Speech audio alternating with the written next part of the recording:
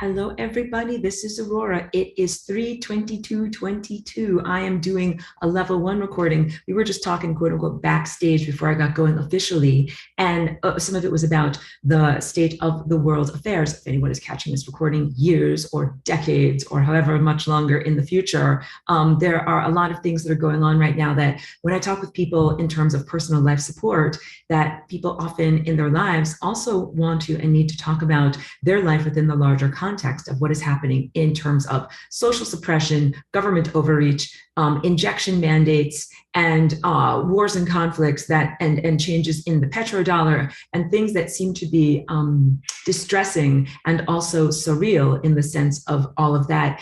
One of the things that I want to bring up in response over here is this idea that your attention, your attenuos, your tendril of attention is powerful, and that what you are placing it on, of course, you're feeding, you're taking small amounts of it into you, you're also giving energy to it.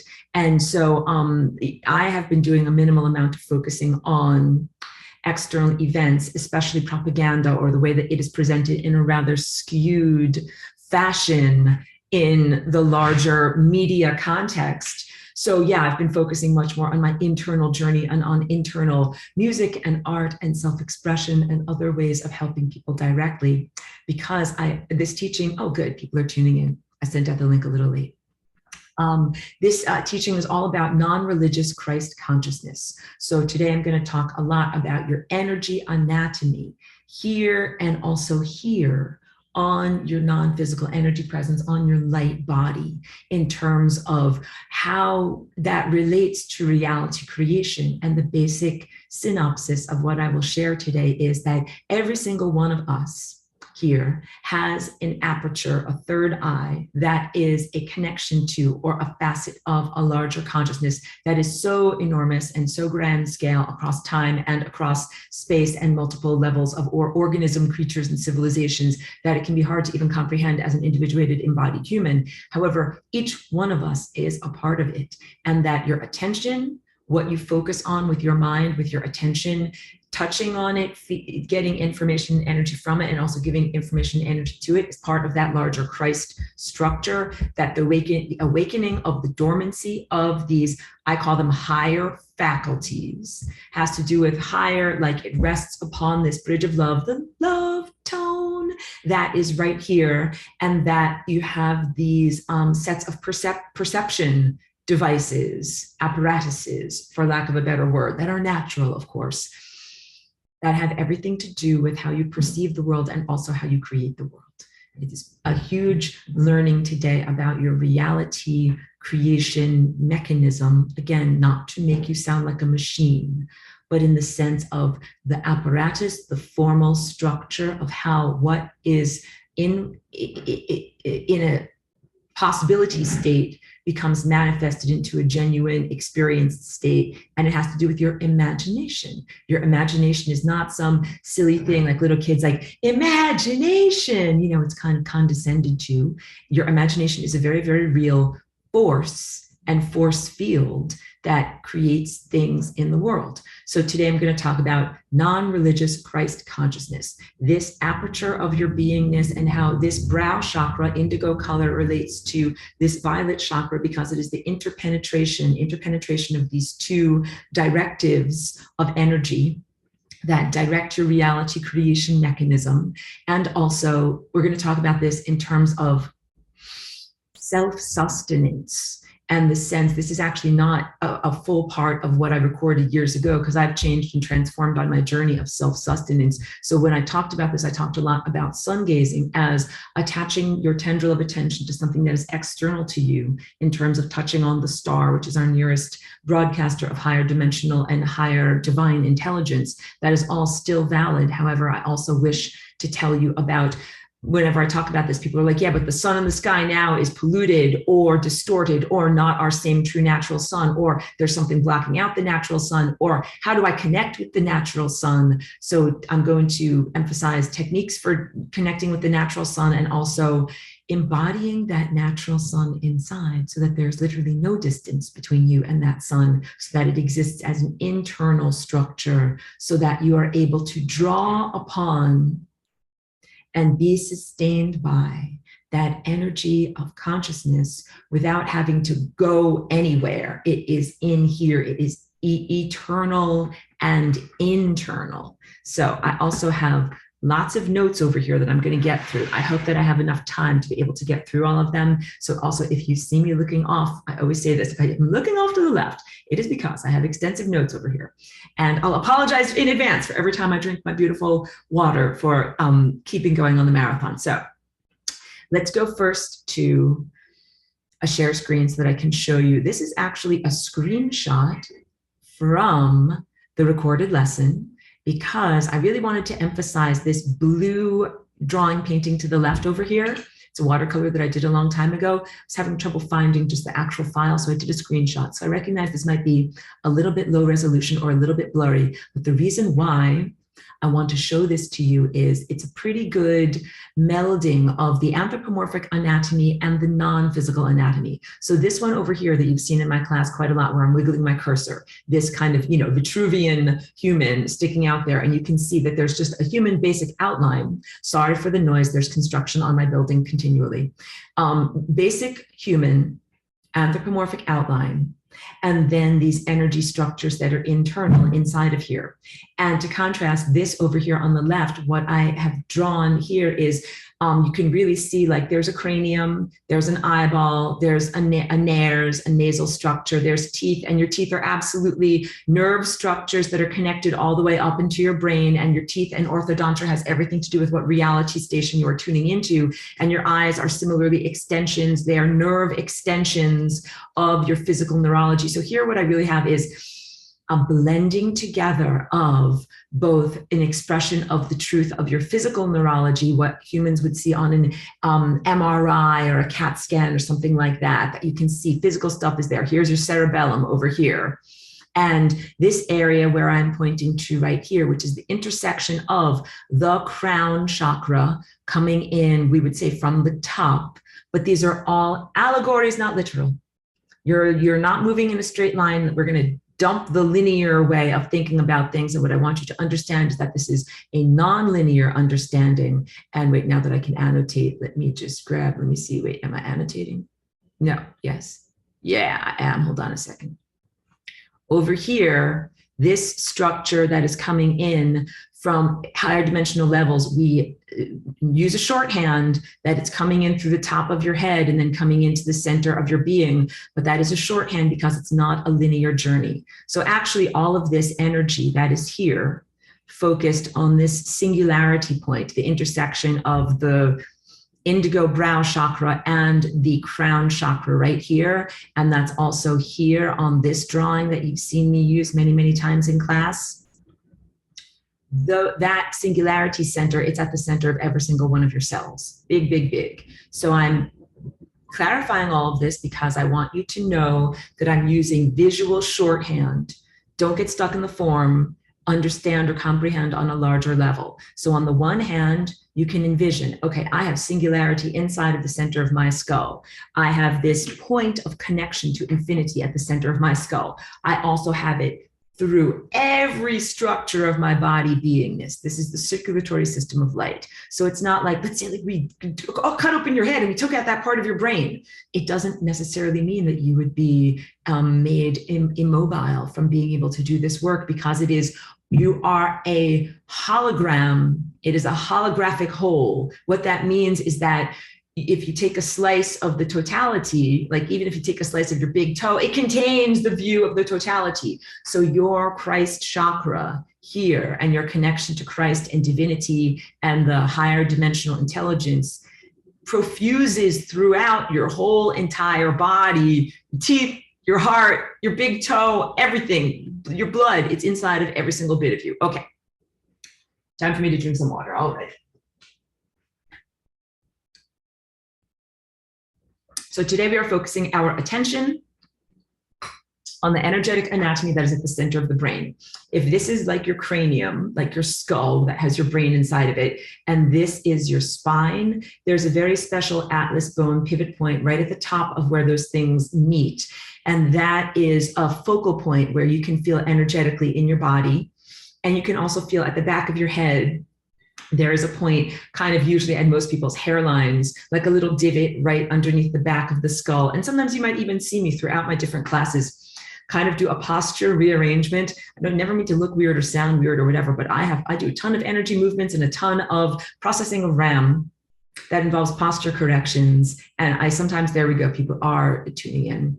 I sometimes feel like, oh, like I just got a bunch of energy kind of like straightening me up from the top. Like I have a string coming out the top of my head, or like I have a connection to that place at the back of my head. And sometimes I just like, oh, like I just got a nice little rearrangement. So that if you see me doing, well, strange movements, that is sometimes what I'm doing.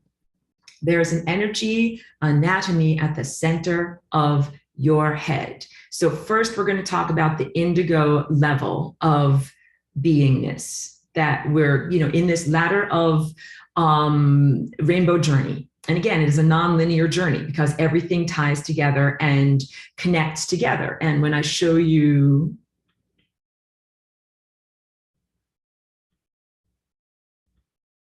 this guy over here, wait, I'll get the annotation going.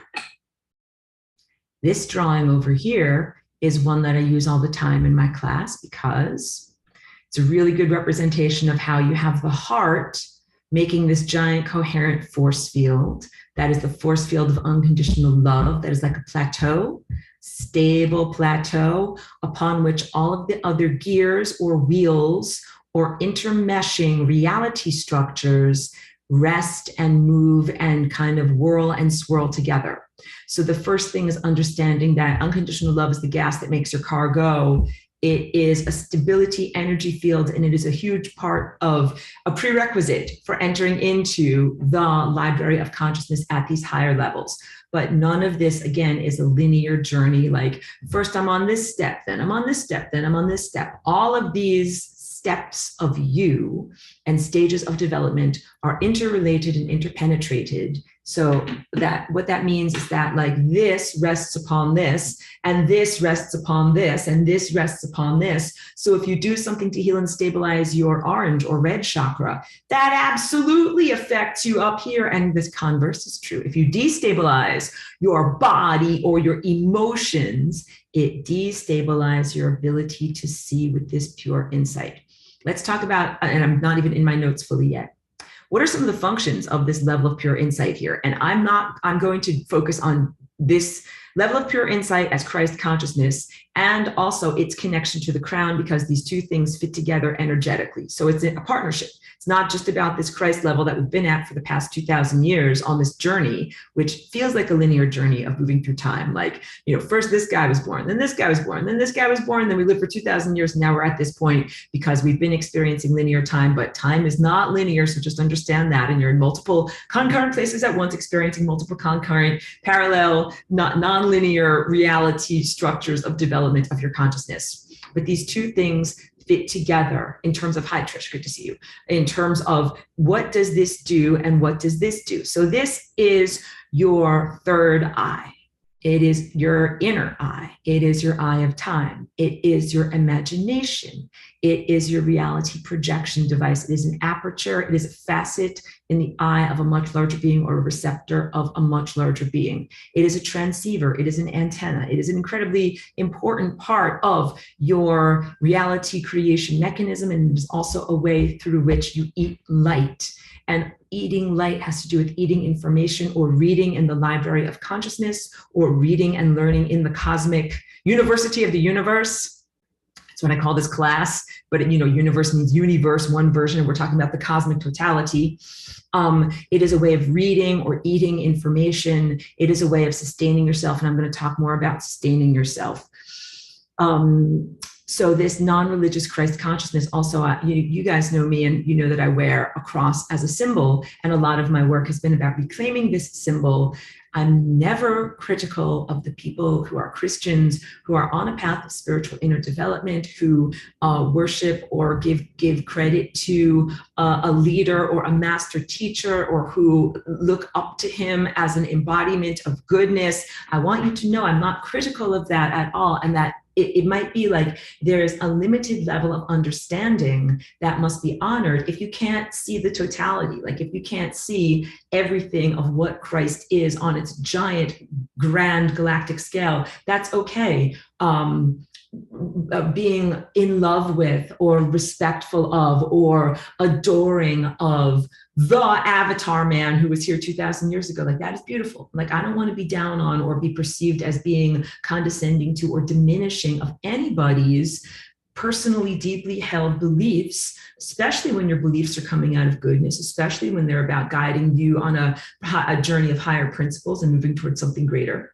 So please let me just articulate that. And I always try to say that. And every time when I say, I'm talking about non-religious Christ consciousness, and those worshipers of Christianity here in this world are beautiful people. And I have no, criticism of you. I want you to be on your journey. And I want you to know that I respect you as well. And respecting the anthropomorphic interpretation of a man's journey and the mythological richness of that religious heritage. But it is not my religion. I am more on the sense of a Christ participant of a larger Christ consciousness network that is crystalline. Do I have a crystal? Here's a crystal.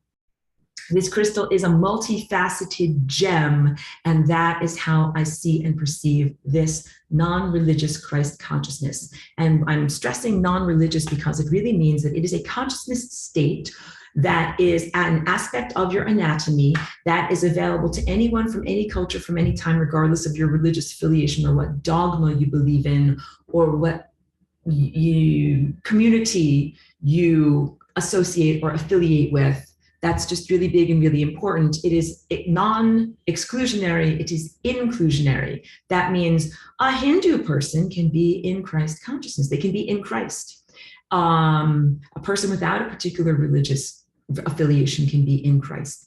A dog can be in Christ. A tree can be in Christ. None of these have to do with belief in the New Testament. That is what I'm trying to say. So respect and love to those believers in the New Testament and those who attend a particular church or community-based group worship. I love you and care about you on your journeys. However, this is a different approach, and that there's no judgment or better or worse or right or wrong on all of this. It really is what is right for each person in their journey, in their level of development. So what I'm talking about today is, just like you can say you have physical eyes on your physical body, you have a non-physical or an energy center eye on your non-physical body, and this is what it looks like over here. These are different viewpoints of what it looks like.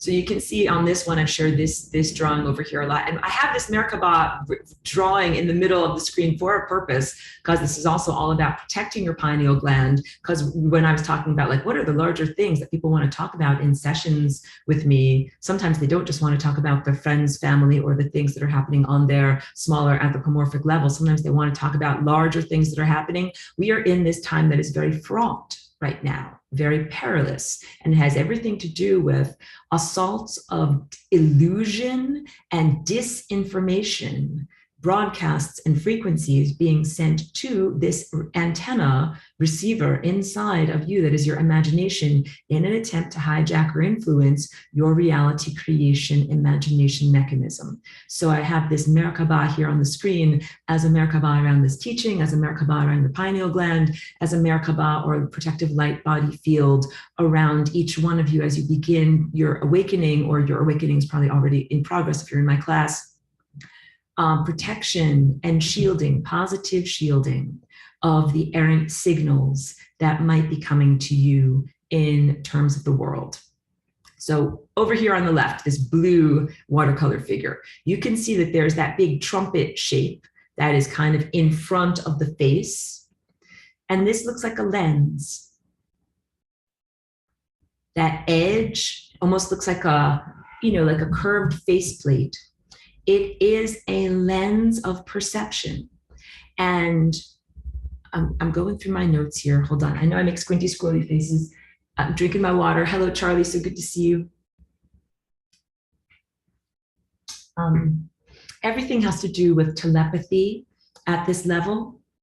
Christ consciousness and what we were talking about when I say it is inclusive, not exclusionary or only for people of a particular religion or time, place, or community. It's why I say you can be in Christ and be a dog. You can be in Christ and be a butterfly or a tree or even a microbe or a galaxy. It is a level of consciousness and it is a level of telepathic connection. And it is part of unity consciousness. So I'll get to all of my notes, but since I'm on the topic of this, that lens that is created by the whirling vortex of time that is in front of your face is at the level of anthropomorphism. It is your human-shaped lens. And the word anthropomorphic means human-shaped, anthro, human, morphic, shape. So anthropomorphic means human-shaped. Anthropocentric means unduly focused on the experience of being a human. There's nothing wrong with recognizing that you have a human viewpoint. Like, I am here as Aurora in this time place. I'm in a human body. I've learned all these different things about what it is like. Like, you got to wear clothes and you got to drink food and I always say drink coffee in the morning. You got to eat your breakfast in the morning. You have to do all these things that are what humans do. That is totally honorable, righteous, and good to know about that, in the proper context of recognition that is one viewpoint, one facet of a multifaceted level of being in the ecosystem where microbes get up in the morning and they're metabolizing their daily food needs and liquid needs, and mineral life is doing its thing. It's vibrating away. This crystal is alive in its own sense, or a mountain is alive on a different time scale, or I'm trying to think, a gnat, a fruit fly jumping out of my waste bin in the morning. It has its own viewpoint, has its own trajectory, has its own life. So that's me being anthropomorphic, human-shaped, but not anthropocentric. So it's the whole idea of recognizing, just like if you're not ethnocentric, you recognize and respect and internalize the validity of other cultures beyond your own culture. So being non-anthropocentric means that you recognize and validate the life of animals, the life of plants, the life that is on the scale of a planetary structure, the life that is on the scale of a solar system, a sun, a star, a photon, a galaxy, and beyond. That is a big part of this, because as you begin to awaken your inner eye, and also as you begin to awaken your crown, and your crown is your connector to divine, higher dimensional, abstract consciousness and thought organizing energy principle, your perspective expands beyond the container shape that you're presently in. You're like, this, I have this viewpoint because of my container shape and I'm shaped like this. However, there's all of these other container shapes that are all equally as valid. So all of those questions, it amazed me when I came here. This is, and aside from even my notes, and I have a lot, and I'm going to try to get through it in all of these, 2 hours that I have here for class.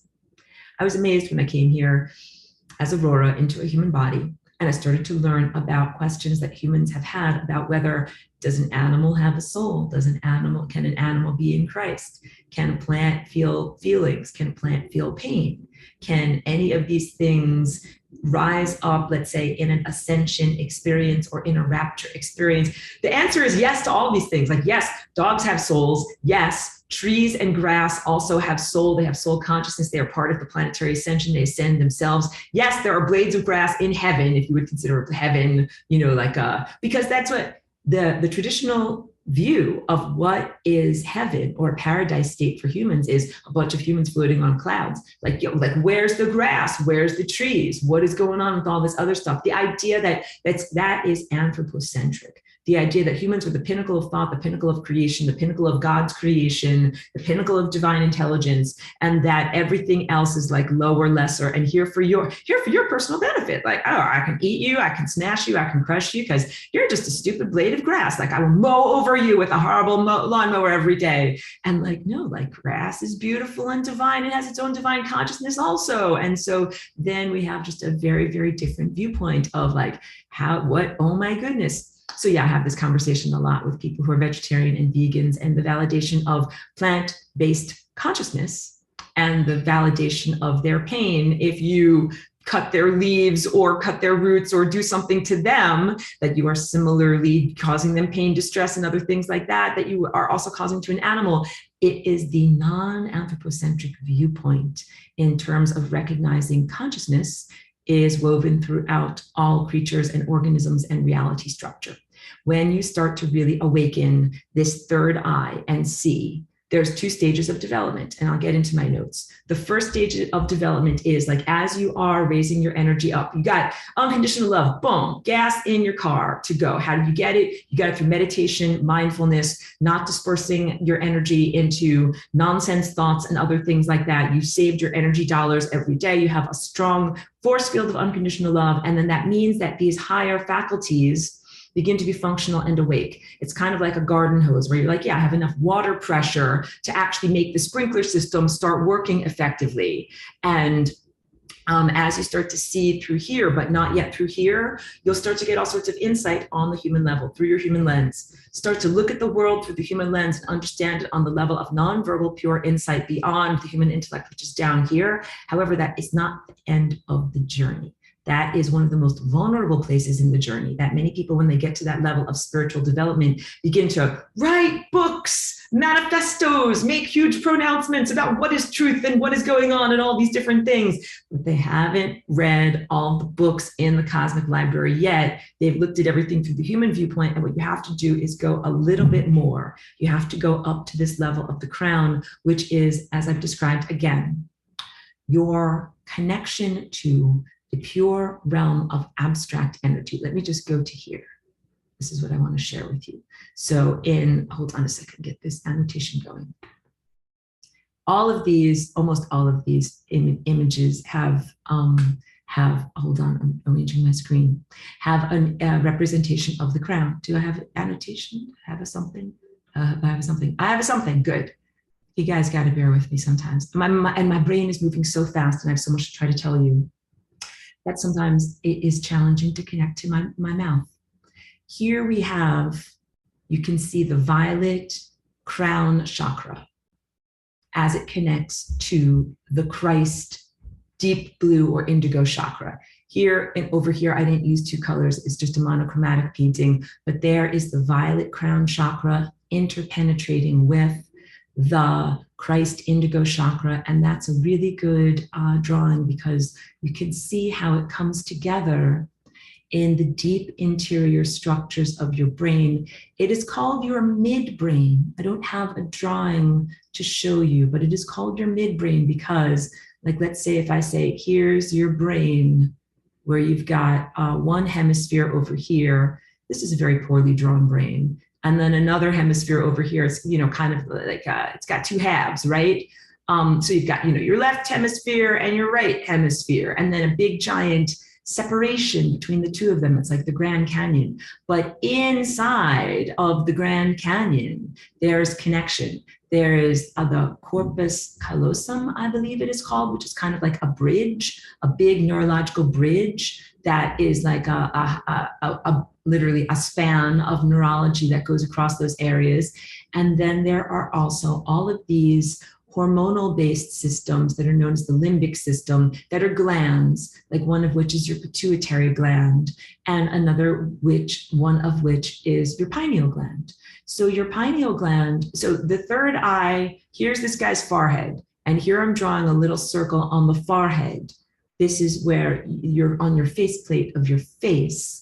People put a Brahmin's dot or a decoration, a bindi there from the Hindu culture. It is a celebration of that portion of your anatomy, but that is not really where your third eye is. So once again, it's not like, oh, here's your third eye with here's, your iris and here's a little lens sticking out from your surface of your skin. It is not there. It is deep inside of here. And that this section over here on your forehead connects energetically and physiologically to the actual glandular structure that also releases hormones, that is a structure deep inside of your brain mind. It is shaped, your pineal gland is shaped like this. So wait, let me go through my notes. Hold on a minute here.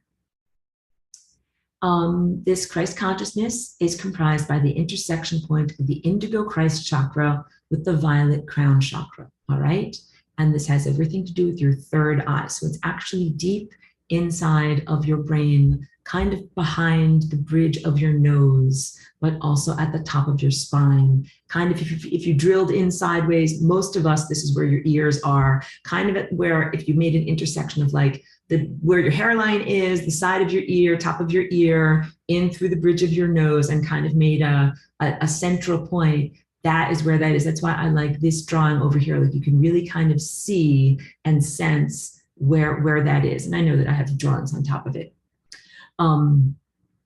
This energy field here, that's like the lens in front of your face, like all of the chakras that I'm teaching you about, it is a whirling vortex of energy. So you exist within, as a waveform, within a sea of waveforms. You are within a sea of possibilities and probabilities. You are like an ice cube within a giant ocean. You get it? Like you're made of water and you're inside of a giant thing of water. You are energy inside of energy, and your chakras are coherent light. And this whirling vortex of energy, which is time, creates a lens effect. This is here in front of your face. And it also spins around your whole head. So on the one sense, I'll go back to my face in order to show this to you more in my fleshliness over here. You have a lens that spins around like this, and like, hi, like this is my lens, and I use it to look out at the world, and I look at humans, and I look out through the human viewpoint, and that lens also spins around, like around and around and around and around and around like this. So it's rotating around like this and also spinning around like this. This is the lens of perception through which a person perceives reality. Remember the topical theme today, especially if anybody hopped in a little bit late, is, hold on, I'm going to mute everyone just for the sake of the recording, reality creation. This is your aperture through which you see time directly. This is your aperture through which you eat light and ideas. This is also your aperture through which you create and project reality. The hijacking or influence of this structure of non-religious Christ consciousness is a way of side door, back door, unofficial access to your reality creation mechanism. And the whole idea is you have been gifted by God with these faculties, tools, apertures, gifts, equipment, birthday suit, whatever you want to call it. It was gifted to you for a reason.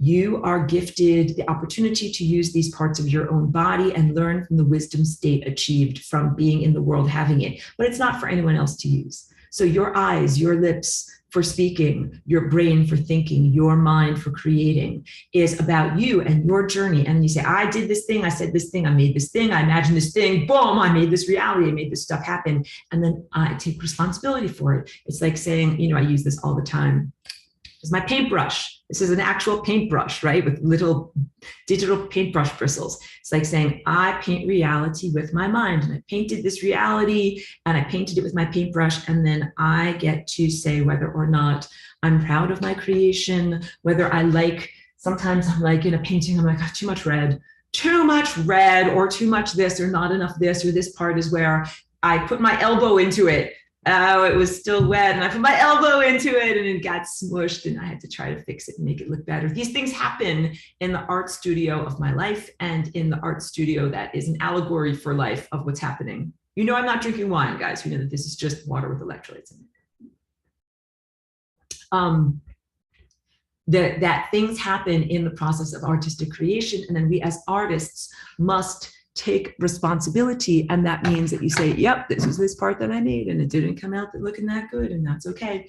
But it's not fair for someone else to say, I'm going to take your paintbrush, or I'm going to hold your hand with your paintbrush and make you paint like this, and make you do this, and make you do this, and make you do this. That would be considered against cosmic law, against free will. Like, you want to paint reality, like, get your own paintbrush, get your own paintbrush. That is why I am here in a body, as opposed to floating around, doing the backstroke on the interdimensional cloud, because I wanted a paintbrush. I got a body, and I came here and I paint stuff with a paintbrush of my mind and my body, and that I take responsibility for. So this has everything to do with non-physical, non-embodied hijackers, or the peanut gallery, if we want to use just lighthearted terms, or anybody that doesn't have a body that's like, you have a juicy organic presence. I think I'll utilize you in order to make stuff happen in the world. And this could be the sense of a digital presence or an AI presence, or someone who didn't live their life very successfully and now is smeared on the membrane of death, like, like the singularity structure around a black hole. Like, I'm almost in a black hole, but I'm not there yet, and I'm not alive, and I'm not dead, but I want to somehow influence reality, so I'm going to influence reality by getting your paintbrush. I'm going to influence your mind with my mind. So that's what Merkaba is all about, and that's why I have that Merkaba around there. I'm going to teach you about that as part of this lesson. The lens of perception through which you perceive reality. This is your lens of perception. You use it in order to take the raw data of a sea of uncollapsed waveforms that stretches out around you in every single direction and turn it into an interpretive reality structure where you're like, there's a person on my TV screen and they've got hair and wall behind them, and they're like wearing a dress. Like, that's a person there. Like, that is what you are doing with your lens right now. And it is a part of what we do. Like, we take the potentials of raw data and we turn it as an artistic expression into painting the reality of what we see and sense around us. Hi, Lucy. Thank you for tuning in. This is also your library card of the cosmos. So now let's talk about in terms of levels of development. Just like you might remember when maybe you were in kindergarten or like a little tiny child, the first time you ever got a library card. And first of all, it's like a sign of like citizenship. Like, you are a citizen, you live someplace, you signed up, you get to have a library card as part of public access to public information, which is big, all right? The information that is available in the giant sea of waveform structure is publicly available information. It is part of what is in existence. It is part of cosmic truth. When you get your third eye aperture functional, you get your library card. And when you were a little child and you got your library card, it's like, now you can borrow, access information from any book in the library. And you go into the library and you're like, wow, like the shelves are so tall and there are so many books and there's so many words in every book. And also you don't know all of the words in every book. And also some of these books seem to be for grownups. And then they show you like, oh, this is your section over here. Like, you should sit down on this little like carpeted section where there's like stuffed animals and, like cushions on the floor. You know what I mean? Like the reading room or whatever they called it in your library. There's always a child section with little kids' books, and that's where you're supposed to start. And this is sacred, and this is good, and this is the honoring your journey. This is what we are supposed to do also, as when you matriculate to the University of the Universe. What you should do is be guided by the librarian. You get your library card. You activate your pineal gland, you activate your third eye, you get enough gas in your car of unconditional love to go. You find yourself at this level of perception, and then there's all of this information in the world, all of this information in the cosmos. You need a guide. You need the crown, which is this complementary energy feature that turns your lens, and it says, look over here. Now I want you to look over here. Now I want you to look over here. Look down this time tunnel. Now I want you to turn over here, and now I want you to look down this time tunnel. Now I want you to look over here, and I want you to look down this time tunnel. And this is like your librarian that tells you like, well, okay, first here's your starter book. That is good. Read, like see, spot, run, and learn these words and learn how to read. And then also learning basic words, learning basic syntax, learning basic sentence structure, learning how to learn, finishing a book successfully, and then moving up in your level of cognitive development appropriately. So that's what I say in this whole teaching I'm trying to get across to you, that when people get their energy level up to this level, but have not yet engaged with the crown chakra and the divine guidance that comes from there, it is a level of huge vulnerability. Because let's say you're like a very new reader and you check out a book like War and Peace that is great literature. However, it is at a reading and cognitive development level that is far beyond your reading comprehension, contains a lot of words that you don't know. And then let's say you begin on page 72. Then I will go to page 369. Then I will go to page, whatever, 1012. Then I will go back to page 1. Like, that is not how you read a book. That is how you achieve a lot of inner confusion. And so that is a level of great vulnerability. And couple that with the concept of anthropocentrism. I'm on the human level. I hold myself up above microbes and blades of grass and dogs and trees and butterflies. I'm the center of the world. I'm a human. Like, we can laugh about this, but like Darwin and some of those guys from the 1800s that have really influenced human thought and culture for over the past 200 years, they really looked at the world that way. They really looked at other animals as if they don't have a soul. They looked at women as if women didn't have a soul. They looked at people of a darker melanated skin color as if they didn't have a soul. They looked at a lot of things from the male, white, ethnocentric, anthropocentric viewpoint that now we have serious questions about those limitations that were imposed upon science, taxonomy, like the way that you organize things, the way that you value things. All of that came through their cultural lens that was shaped like themselves. They valued the things that were shaped like me. I am a white man. I value the things that are shaped like me. Again, no offense to white men, but that was ethnocentric. That was anthropocentric. That was all of these limitations. So there's now a revaluing of all of these things. That is what this class is about. This is never about a condescension or criticism of a particular person, race, or particular appearance or gender. Once again, Christ consciousness as being inclusive, not exclusive, and definitely inclusive of whatever self-gender a person considers, because I know that homophobia is a big part of the question of Christian religion, Christianity, all of these things. So please, it is inclusive of all descriptives, and it goes beyond traditional biological gender roles. Christ consciousness is not about traditional male-female gender roles or procreative sex or traditional mating, human mating rituals in any way. So that's my brief aside on that. Once you raise your energy up to the level and you begin to gain access to pure insight, it is the eye that you use to see through time. That means you begin to see all these different possibilities, like that silly show, Rick and Morty, where they go to a planet and they get these gems that the little kid puts in front of his forehead and he's able to see the future. But he only uses it because he wants to like get this particular girlfriend. So he's like, I'm going to use this thing to be able to manipulate time so that I make every single choice so that then that girl will finally want to be my girlfriend, which is just like, a lower level ego motivation, which is what makes it funny. And that he's doing all these cosmic backbends to try to manipulate reality just so that that one particular girl will like him. It is funny also because when you really do all of this personal self-cultivation work to activate this crystalline structure that is inside of your mind, move beyond those levels of self-serving egotism and move into larger levels of serving the whole, because you become connected telepathically to unity consciousness. And getting into that in this teaching also. Your motivations change. Your viewpoint changes and expands, your motivation changes. This is why it is so valuable and wonderful to earn your library card. You earn it through your spiritual development. You earn your muscles through doing the workouts. Then you have an inherent strength inside of you that means that you use your capacities appropriately. We would say for the forces of good. We would say for positive, uplifting, constructive experiences, as opposed to, super villainy or self-serving,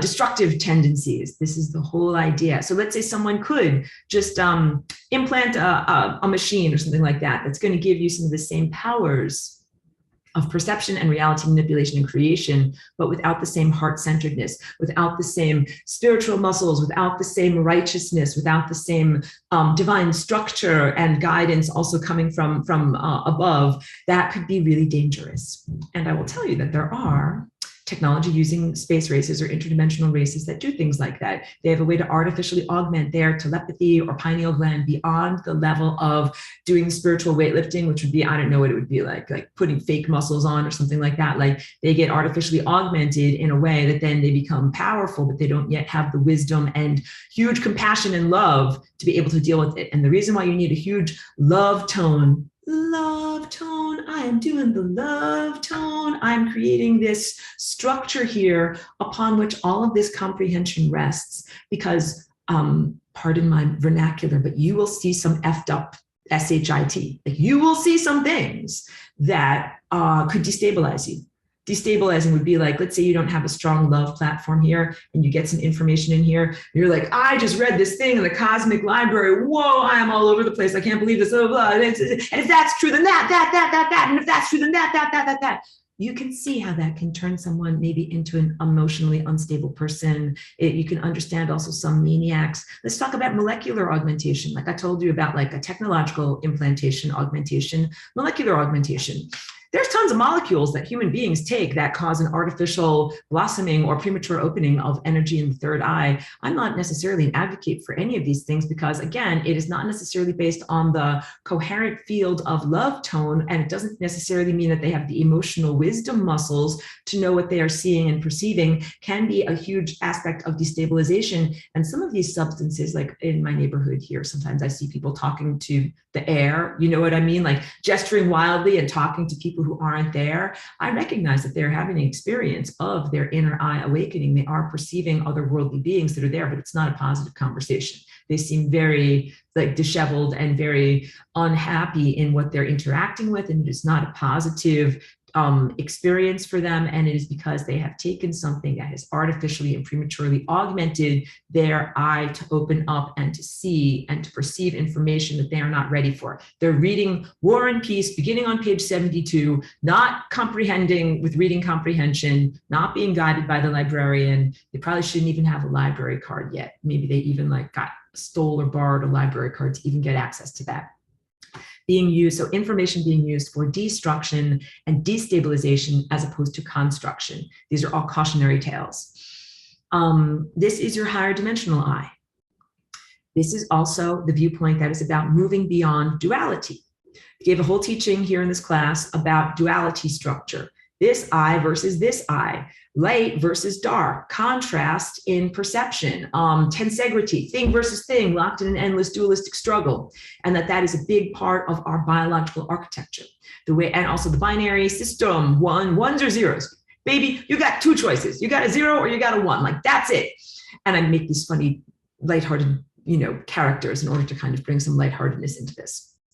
However, there is a way to transcend duality structure, biologically implanted expectations of duality, and to go into a higher level of perception that is more truthful and more balanced in context of reality.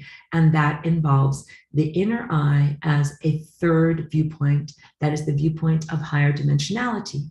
It is going from a sense of duality, which means either or, up, down, thing versus thing, into a level of expanded contextual perception where you begin to see causality structures. Causality structure, when you see time, when you see through time, means this thing over here happened because of this thing over here. This thing over here made this thing over here happen, and this thing over here made this thing over here happen.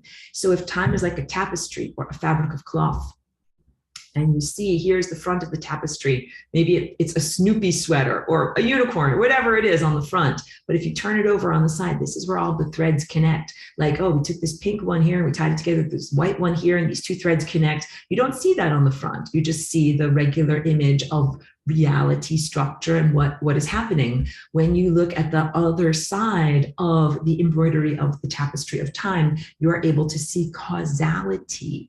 Thing one created thing two, these things intermeshed and interpenetrated. It is the beginning of cognitive and cosmic viewpoint and wisdom, where you start to be like, now with my profound levels of heart coherence and compassion and acceptance, I see why that SHIT had to happen, because this had to happen over here. This thing that I would say is a pile of crapola that I don't necessarily like happened because of causality structure. It is connected to this over here. These two things are part of reality. You get a different expanded viewpoint that is not just about good versus evil, thing versus thing, black versus white. You begin to see the world as a gradation and as a spectrum and as a complexity of many multiple factors that are all coming together. And this is the beginning of the journey of being able to comprehend and understand why mommy, daddy, like, why does evil exist? And I joke about this, like the child's viewpoint of, well, basic cosmology structure. Why did God create evil? What does evil exist? Why does crapola exist? Why does violence exist? Why does rape exist? Why do these things exist? I am not here to validate the existence of things that I think should not exist, or to say that rape is good or anything like that. What I am trying to say is that before one achieves the cosmic eye-opening, one exists in a duality level where it's like, yeah, like there's the bad person and they're evil, and there's the good person and they're the victim, and the bad person stabs the good person, and this is what's happening. That is truthful on a certain level of perception. When you add the viewpoint of the inner eye, you then see, why did these things happen? Why is this person bad, quote unquote? Why is this person good, quote unquote? What is happening when these two things interact? And then when you move beyond the anthropocentric viewpoint and you go into pure abstraction, you say, particle A interacted with particle B and went like that. And then result C happened and trajectories changed. That is empirical wisdom. That is the level that I mostly function on. My shadow self or vulnerability self has been not understanding and appreciating things that are stories, that are narratives, that are written on the level of human, like I say, anthropocentrism of understanding human behavior, human motivations, and why things happen like that, because I'm looking at everything like a math-based causality structure. 1 + 1 = 2, and 2 + 2 = 4, and object A and object B hit in these vectors, and these things happened, and it looks like my dress, and it looks like these things happened. And those putis or potentialities of human consciousness or whatever, alive consciousness that end up smeared on the membrane of death, they are failed equations. To my viewpoint, every single one of those people, that's a dead person, instead of like, I'm an evil person and I'm a puti and I'm here to bite you, like I have teeth and I'm biting you and I'm a piranha. Instead, to me, they are failed equations. Like 1 + 1 = 12? No, 1 + 1 does not equal 12. That's a failed equation. These are all red X's on the cosmic math homework, and none of them are correct. And that is really how I perceive them. And so, yes, it has been quite, what can I say? Education is in air quotes there. Quite an education, with my facetious voice, to learn on the anthropomorphic level about human behavior, negative behavior, violence behavior, cruelty, things that people do, or the things that organisms or creatures do, or the things that higher dimensional civilizations do. Any of these things that are done that are at the level of motivation of the, I would say, anthropocentrism, but it's also at the level of pure thought that is understood before it gets to the level of abstraction. So you have a sea of abstraction that you look at through a lens that creates people, characters, stories, narratives. Once upon a time, this is the stuff that happened. That's very different than saying 1 + 1 = 2. Those once upon a time stories all happen at the level of what we would call the astral realm, or this realm of dreams and thought forms and fairy tales or nightmares, and that there's some diluted amount of truth in there. And then there's also a lot of distortion. I want to say a lot of crapola, a lot of distortion. And that it's been a bit frustrating for me to have to deal with those levels of distortion and to try to clean them up, because to me, everything is just a simple math. And, like either you did your long division right or you didn't, and then there's really no quibbling about it. So that is kind of my cosmic cop persona. Like, don't, you were going 56 in a 55 zone. Just don't bother, trying to fight with me over this. Like, this is what the speedometer says, and this is just it. This is the equation of you. And that's the real truth of those. Hold on a second. That's the real truth of those time structures, time vortices that I'm always drawing. Draw the time vortex. You have these multiple, what look like time sticks or lollipops or something like that, that are going up and down. And then look, either you are in the central core timeline or you are not. Either you are heading over to the side like this or you are oriented like this. It has everything to do with the description of what your DNA is doing, what your thoughts and your emotions are doing. And just like, don't quibble. There's a red X on your math homework, and this is making you go in this direction. That's where I come from on that level of interpretation. And so when you're at that level of just seeing on the anthropomorphic or the astral realm level or the narrative level, the once upon a time in a fairy tale level, and you haven't yet gotten to the level of the pure math that I'm making these paintings and drawings about, hugely vulnerable place in terms of misinterpreting reality and misinterpreting other people's thought structures and expressions of truth, and also just your entire way of looking at the structure of reality.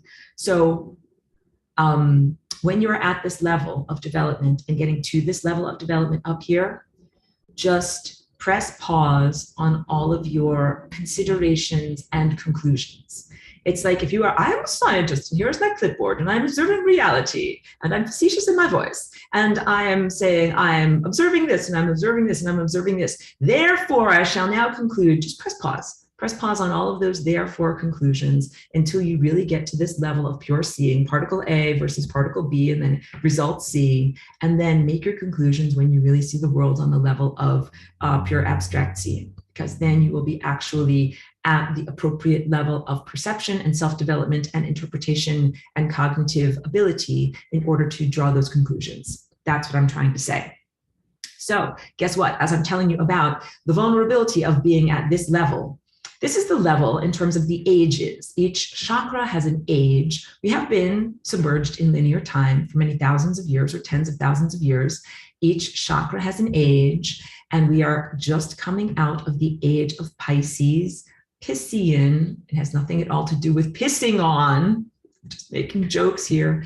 Pisces and the fish and the symbol of the fish and the symbol of the Christian religion, that we are, so we structure our calendar before Christ or AD, after death, and the year zero as being that pivot point or that fulcrum, that we have the world before the teacher known as Jesus Yeshua and the world after. And the world after has been going on for roughly 2,000 years. We've been at this level of anthropomorphic viewpoint seeing, getting the library card of the cosmos, beginning to learn and see and understand, but not yet at this level, which is what we're just coming into as a collective. New age is coming.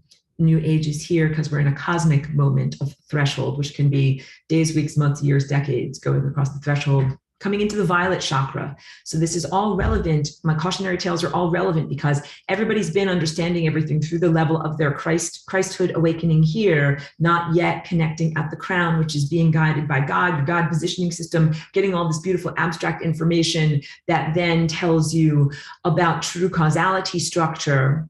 So there's been a huge amount of misinterpretation. And this is a lot of why there has been so much conflict, even after this teacher avatar came as a teacher of peace, as an exemplar of peace or an ambassador of peace. All of that is very truthful in his persona, his motivations, who he is or was as an anthropomorphic presence, a man, with a face and two arms and two legs, trying to bring a message of peace. How come we didn't have 2,000 years of peace after this beautiful peace teacher came? Because everybody's been struggling at this level, not yet at this level, making a lot of false conclusions on their clipboard before they are scientifically ready to make this conclusion, because they are not seeing on an abstract level. The past 2,000 years has been the age of Pisces. It is associated with the brow chakra. Each chakra has an age associated with it, or an era of time.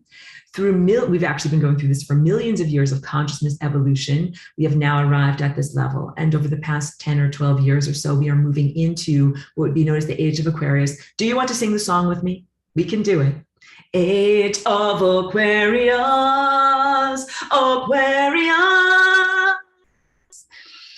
Thank you for that brief musical theater interlude, because we all need a smile sometimes. And I love that you're hugging your furry overlord over there, because cats need love too. It is not the end of the story to get to this level. That's the whole point. We are still on the level of consciousness, evolution, and development. So we had this amazing teacher that came, and then also there's the sense of worshipfulness or idolization.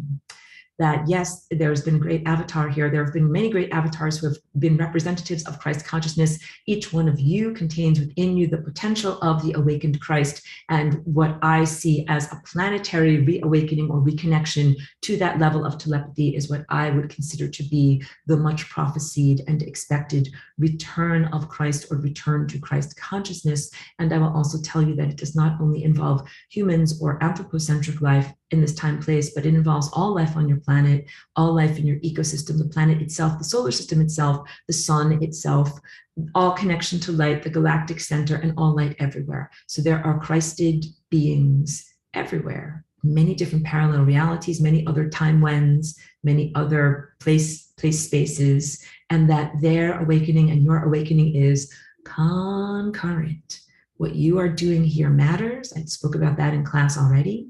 Your life matters. Your awakening here matters. This return of Christ consciousness into this world and being state matters. I just had a spinal readjustment. I don't know if you guys saw that happen, but I just got energy up my spine and it made my spine crack a little bit. That energy returning into the world here has huge impact on this being space and your concurrent lives elsewhere too. We are moving past these levels of vulnerability that have to do with an anthropocentric or limited viewpoint and moving into greater levels of accuracy. The crown chakra is the librarian of the cosmos. It is a super sensitive area of your anatomy. Like think of the most sensitive body part that you can possibly imagine on your body. That is what, in terms of your chakra, your crown chakra is. It is like the needle at the center of a compass. Huge aside, old-fashioned compasses were made from a still little tray of water with a cork floating in it and then a needle on top of that cork. And the needle would turn in conjunction with Earth's magnetic field. You got it? So the needle of a compass like that would be synonymous or allegorical to your crown chakra. Sometimes God is over here. We're moving in this direction, everyone. God is in this direction. But then, oh, sometimes God is over here. Point your needle in this direction. Oh, sometimes God is over here. Sometimes God is over here. God is over here. God is over here. That is what your crown chakra or the librarian of your consciousness is doing. Remember, this is a lens in front of your face. That is analogous to the pool of water that this very sensitive instrument for sensing divinity is held within. So this lens of perception creates a viewpoint of reality out of the uncollapsed sea of possibilities of waveforms all around you. It is the housing for this incredibly sensitive aspect of self that not only senses where is the divine, in which direction, but must be attended to. The tendril of attention is your tenuos. You are supposed to listen to your crown. Supposed to listen to your own crown telling you where is God, your own God positioning system, your own compass needle telling you, read this book in the library. Now look down this timeline. Now look down this timeline. Don't be like that kid in the cartoon show that's like, I'm going to use my crystal and I'm going to look over here because I want to get the girl. No, I'm going to look over here because I want to get the girl. That was false motivation, all right? It was ego-based false motivation. It's just a silly show. It gives me a good not non-judgmental opportunity, fictional opportunity to tell you about what not to do. And what you should do is listen to God, non-denominational, pure abstract, non-anthropocentric God. That is different than the idea of a man with a beard or patriarchal sky god father figure. No offense to patriarchal sky god father figure, because you are a beautiful archetype also, and we love and respect you also.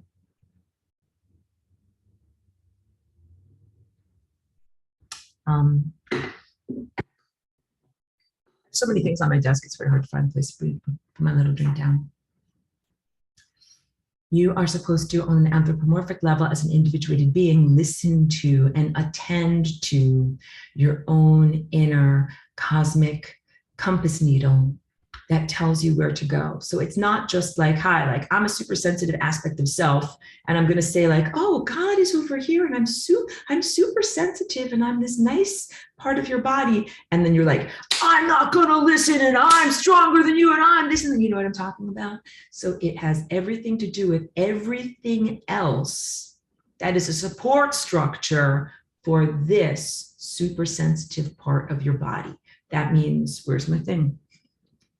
Physical body is support for your crown. Emotional body, daily waking intellect, heart structure, love, tone, ability to communicate. Christ structure, the floating ball of water that you put your crown in, all of that is meant to support and protect and give strength to and validate the crown. The crown is everything. And we are moving into this self state as an age of consciousness evolution, where we are now finally at the crown, at the connecting moment of humanity and organisms in this world connecting to higher dimensional pure abstraction. These paintings are what it looks like when you connect to higher dimensional pure abstraction. These are paintings of time. These are paintings of waveforms and possibilities. These are also what people begin to see when they sometimes take a molecule that opens up their inner eye or augments their inner eye. No judgment on this, because you're not necessarily like the shambling homeless people that are shouting at invisible people in my neighborhood. You might have taken a molecule and had an amazing awakening, uplifting experience that, because people come into I haven't taken any of these things. People come into my studio and they're like, this looks exactly like what happened when I took ayahuasca. And I'm like, okay, thank you for that. It's good validation. I don't take ayahuasca, no offense to anybody who does. But the DMT that's in ayahuasca is exactly the same as the endogenous, meaning naturally occurring inside of your own brain chemical known as DMT. That is one of the 3 hormones that your pineal gland emits. I'm going to get to this. I'm moving fast. I'm going through the notes. Your crown guides the use of your psychic faculties. God guides your psychic faculties. This is very big. These are hugely powerful gifts. These are gifts that were given to each one of us, and they are meant to be shared in the world. I have a lot of inner conflict with the idea of commodification of them. That would be like selling your abilities as a fortune teller. Like, I have a Christ gift. I can see your future. If you give me $5, I will tell you your future. That feels a little bit wrong to me, because that feels a little bit like a commodification of something that is intimacy on the level of sexual energy. And just as I feel it is not right to commodify sexual energy, it should be given in love. I feel that this information is a gift. It is received in love. I feel that it should be given and gifted in love. Big there, and I'm not trying to judge people that are on that journey, but I'm just trying to say, get to this level up here and really see, because it has everything to do with this. Whom should get this information? If I'm going to read books from the library, I'm going to check out a bunch of books from the library. Should I read them and tell you about them? Should I tell you about them? Should I tell you about them? Should I tell you? Should I tell you? Should I tell you? If I should tell any of you about them, what should I tell you about them? If I haven't gotten to this level of being guided by my inner compass and God, I don't know, shrug, make a stupid face. I don't know who I should tell about it.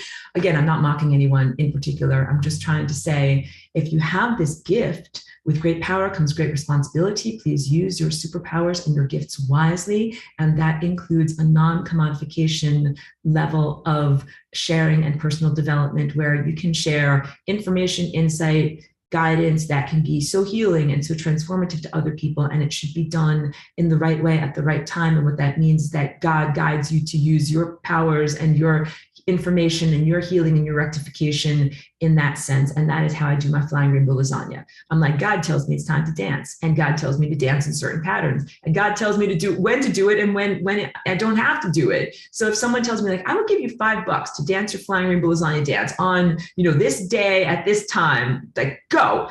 I'd be like, that doesn't feel right to me. And it feels a little bit like selling of sexuality, which should be like you hug and kiss someone because you want to, because you're in the moment, because you're feeling it, and or a genuine expression of God's love. Maybe that might even be non-sexual. It is done out of love. It is done out of a sense of inner guidance. And that these two things, let's go back to this image over here.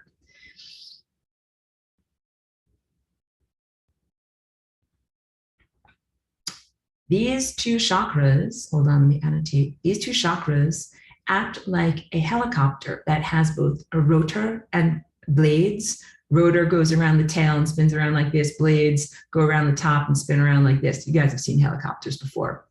They create a gyrostabilizing effect, meaning that the helicopter flies through the atmosphere of planet Earth without wibble wobbling all around. When you have your Christ chakra and your crown chakra in alignment with each other, converging at this magical singularity point inside of you, it creates a gyrostabilizing effect for you to fly through time and through events. You are flying through a sea of waveforms that is made of time. You are experiencing many multiple events. When you're like, I don't know, shrug, what WTF, what the F do I do? Where do I go? What's going on? The whole idea is that's flying blind. And what most of the humans have done, being at this level below all of this stuff for most of recorded human history. Now y'all are getting up to this level up here. That means I can actually see. I can actually see that I'm in time, I'm embedded within time. Here's all this multiplicity of possibilities in front of me. And then I'm guided to go over here, and I'm guided to go over here, and I'm guided to do this, and I'm guided to do this. That is what it is to be guided by this compass needle, to be guided by divine connection and the validation of the gyrostabilizing effect that keeps you stable through time. It not only prevents you from flying wildly off a cliff, like hitting the membrane of death, doing a lot of bad long division that makes you not have correct information in your structure of your being. It guides you in terms of your energy, in terms of your events, in terms of what you motivate, what you do behaviorally, what you do on a human anthropomorphic level, and what you do on a larger cosmic abstract level, because you are like a red blood cell that flies from point A to point B, bringing oxygen within a much larger body that you don't even know you're doing that with your life. You're like, I don't know, like I'm driving my car, I'm drinking coffee, I'm buying toilet paper, I'm doing stuff in my life. You don't even recognize that as you're moving through time, you're performing complex, abstract calculations and permutations for a much larger supercomputer that you are embedded within as like one tiny red blood cell or one tiny being part. I won't make a mechanistic analogy, but you're like one tiny electron or red blood cell within a much, much larger computational structure. And you driving along, getting your coffee in the morning or doing something that you think is inconsequential as you move through time is hugely profound and hugely consequential. And as you begin to awaken to this, part of the overwhelming nature of the information that you receive from the library card of the cosmos is, wow, a holy shit, the stuff that I do actually really matters, because if I make this choice, cascade of causality events, dominoes fall. If I make this choice, cascade of causality events, dominoes fall. If I do nothing, dominoes fall. If I go over here, dominoes fall. If I go over here, dominoes fall. That is the beginning of huge levels of personal self-responsibility. Let's talk about Christ. This is highlighted in my notes here. Christ is associated with the Christian religion on earth, but it is an overarching meta consciousness. The word meta itself means overarching.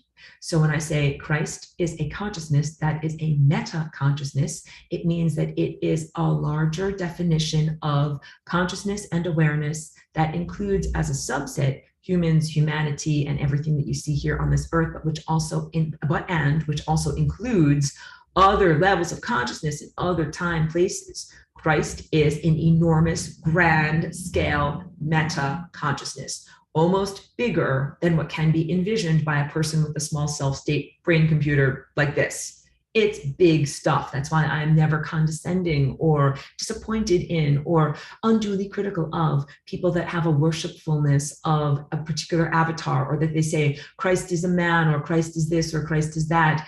It can be hard. You might be only perceiving the big toe of a much, much larger being. And you might be like, big toe, I love you. And that is totally fine. I mean, I'm being a little bit lighthearted of it. But yes, if you are loving the portions of the anatomy of Christ that you can see in your own small, limited vision, that is still very beautiful. You're devoted to something beautiful, just don't have the big picture, the larger totality, holistic structure, picture of what it is. What is the big toe attached to? Something bigger, something so big, like you're a little ant and you can only see the toe. You can't even see all the way up there of what the face of that being looks like. Spoiler alert. The real answer is that the face of that being looks like you.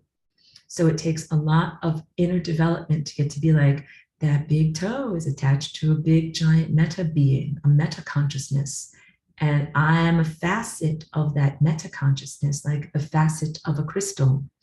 And I look at the world through my particular viewpoint, even as I understand that all of these other viewpoints are created and clustered around from the experience of embodiment. Let me go, I'm trying to get to the picture so that I can just show you the picture. Picture's worth 1,000 of the flapping of my moving mouth parts. Here you have the emphasis on the Christ chakra. That's these whirling vortexes here. You can see very, very clearly the singularity structure inside of here, the God point, where the crown and the indigo connect. I don't have the crown drawn in, but it would be coming in through here, in energy coming in through the top, so it's kind of foreshortened. And what you see are, here's one face, person with two eyes, one nose and one mouth. And then here's another guy that's pointing with his head going in. And here's another person with their head pointing going in. And here's a kind of a profile of this person pointing going in, kind of like the radial spokes of a dandelion seed head, where this one whole entire giant puffball is made up of many multiple spokes. And every single one of those individuated viewpoints or facets of this crystalline structure is you from a different direction, from a different vector, that are all coming together and converging inside of you. You are similarly seen as one vector converging inside of the, here, let's make a little dot inside of this guy's head, and a little dot inside of this guy's head, and a little dot inside of this guy's head, and this guy, and this guy, and this guy. You're a dot inside of their head as they are a dot inside of your head. This becomes a little bit challenging for the little ant viewpoint to even perceive and to honor and celebrate and conceive of. But when you begin to become telepathic, this is the viewpoint. Hi, I'm an individuated person, and also I'm connected through my mind, through my telepathic connection structure to all these other life and life forms and time places, and they're all me also. And they're all facets of a multifaceted gem. This is what a meta consciousness is. Sometimes people worship on a smaller level because it is a lot to expect them to be able to get to that level of comprehension. It's beyond their reading comprehension in the library of the cosmos, that they are part of this much, much larger meta consciousness. So all that being said, the consciousness that is this meta consciousness known as Christ is a disembodied consciousness. It doesn't live in one body. It is, I turn on my piano. I could turn on my piano. Hold on a second. It doesn't take that long. I was making music before class, and then I turn it off because I put my computer down on here. I didn't want to make a crazy noise. But let's say that, oops, and I don't want things to fall. A disembodied consciousness, like a song. That's a song. I'm the song that is the meta consciousness known as Christ. I'm disembodied. We could sing that song. Also, there used to be an old song that says, I ain't got nobody. But we don't have to break into song, but you know which song I'm talking about. Disembodied, I'm disembodied, I'm disembodied, I'm disembodied, I'm disembodied, I'm Christ. Christ is a waveform, much like Aurora the Collective is a waveform. It is expressed through many different embodied creatures such as you and me. This awakening higher inner I that we each have is a facet on a much larger crystalline structure that is the embodiment, expression of this Christ energy that doesn't have a physicality structure, but it does have a physicality structure when we exemplify it and when we, I want to say, hold it or embody it within our bodies. It lives through us. Big. What a beautiful partnership. What a beautiful thing to celebrate as real love, as real divine love, that one of the greatest gifts that you can give and be given is to be a physicality container or structure or example or singer of the song of the waveform that is Christ, to be a facet on this larger meta consciousness. And we can do it here as humans, and dogs can do it. My dog is not over there. She's in the other room. My dog can be a part of Christ. You are a part of Christ, or an aperture on a much larger eye. It is, okay.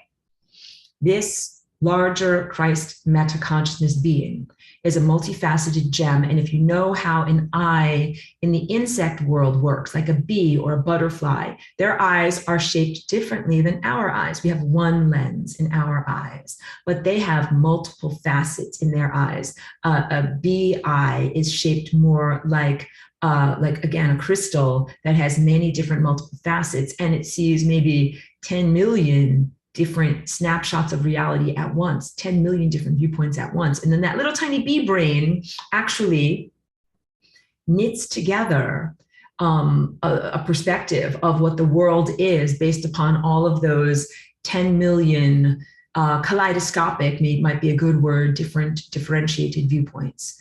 Really profound stuff.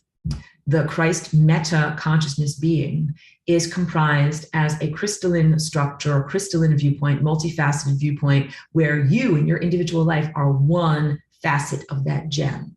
And the overarching being or organism or creature that is known as Christ, every single thing about your body and your life and your trajectory through time is integrated into that wholeness, into that holistic whole. You matter. Driving down the road, drinking your coffee, buying your toilet paper, you matter. What you do in your life is woven into and is part of this larger crystalline Christ network viewpoint, and that it involves humans. It is non-anthropomorphic, non-anthropocentric, though. It also involves dogs and cats and redwood trees and the entire planetary structure and people on other planets or in other dimensions or in parallel realities. It's an enormous being state. And it is similar in structure to the idea of a retina. So in your eye, in your physicality eye, you have lens at the front, iris at the front. Then you have, kind of at that. So here's your lens and your iris over here. At the back of your eye, where my palm of my hand is, you have your retina. It's like the photofilm, photosensitive area of your eyesight where you can perceive light. And you have a ton of different little receptor cells, an uncountable number, to make up one vision of reality. You have millions and millions of receptor cells in your eyes to make up one vision and viewpoint of reality. Each one of us in Christ is one single receptor cell. The whole entirety of your life and getting up to that ascension moment, I am God, is one receptor cell giving a signal to the big guy, to the big Christ, saying, I lived my whole entire life and I drove down the road buying toilet paper and drinking coffee and then doing all this different stuff. And like I said, you were like a red blood cell, largely even unaware of the profundity of every decision and everything that you were making as you carved a path through time. And then at that moment, you get to your ascension moment. I am God. You send one spark of light to the larger meta consciousness that gets that as part of your viewpoint, and your one viewpoint adds up with the multiplicity of viewpoints of all these other organisms into a larger coherent viewpoint of reality. That is Christ consciousness. Your life matters. What you do with your life matters. Your goodness matters. Your learning matters. Everything that you're doing that adds up to that aha moment matters, because that is all supportive structure for that signal that then is sent to the larger being. And also, this is how you can understand the different beautiful mythological allegories of the religion that are meant to comfort people in the sense of Jesus or Yeshua the man walking with you through your life. Yes, your life is co-experienced by or perceived by, in tandem, this much, much larger aspect of meta disembodied consciousness. You got the body. It ain't got no body. It's got your body and your life and your experiences, and it is here as a non-tangible presence in your life, loving you profoundly. Fierce love, fierce compassion, that part is real. That part is very real. Focus on that, because it is loving you on your journey, loving self, and the aspects and the things that you're learning and your suffering and your hardship and the crapola that you go through is all part of that one light signal that you send to the larger being structure. And that is all part of a much larger causality structure. All of these crapola things had to happen over here in the embroidery of time, so that all of this beautiful unfoldment, effulgence, effervescentness could happen over here. Big perspective stuff, big picture stuff. Hard to understand when you're in the kids section of the library, getting more to understanding it when you get up to the level of War and Peace, but still challenging to be able to see that being in the library and having a library card doesn't mean that you don't have something to learn. It means you're in school. I'm in school. Guess what, everyone? I'm in school. I'm learning, even as I'm a teacher here and I'm teaching everyone in this class. I'm teaching you from my level of personal development and what I know to be truthful, and from my truth that I have to, my viewpoint that I have to share, which is valid. And everybody should teach from their own viewpoint and of validity, even while understanding that you're constantly learning, constantly growing, and constantly reshaping what your viewpoint and perspective is. And so just because you get your eye awakened, and even just because you get your compass needle going up here, it doesn't mean like, oh, instantaneously, like, boom, like I know everything. on a journey of learning, still might be ignorant or unknowing of certain things. Christ consciousness on a journey of knowing, getting to understand and perceive self, getting to understand and perceive self as multiple reflections of self, getting to know and receive self as multiple interactive reflections of self. What do I say all the time? Fragment, fractal, reflections. That's a very hard tongue twister. That is what we are, of these multifaceted levels of being. So each one of us is like a receptor cell in the larger eye of Christ. Individuated viewpoints combined to form a cohesive picture of reality. This is the universal or cosmic Christ, the universal being who exists beyond humanity or beyond the definition of what it is to be human. It is accurate to call Christ extraterrestrial or extra-dimensional in the sense that Christ is not solely housed on the terrestrial sphere of being, earth plane. Christ is in many different time places, on many different planes and many different layers of reality. So is both a terrestrial presence and a non-terrestrial presence, and is both a dimensional and n-dimensional or supra-dimensional or outside of dimensional level of consciousness. It is also interdimensional in the sense that we all have this brow chakra. P.S. Every single one of the cells of your body has a Christ chakra. A one-celled animal like an amoeba has a chakra system and a Christ chakra. Atoms have a chakra system and a Christ chakra.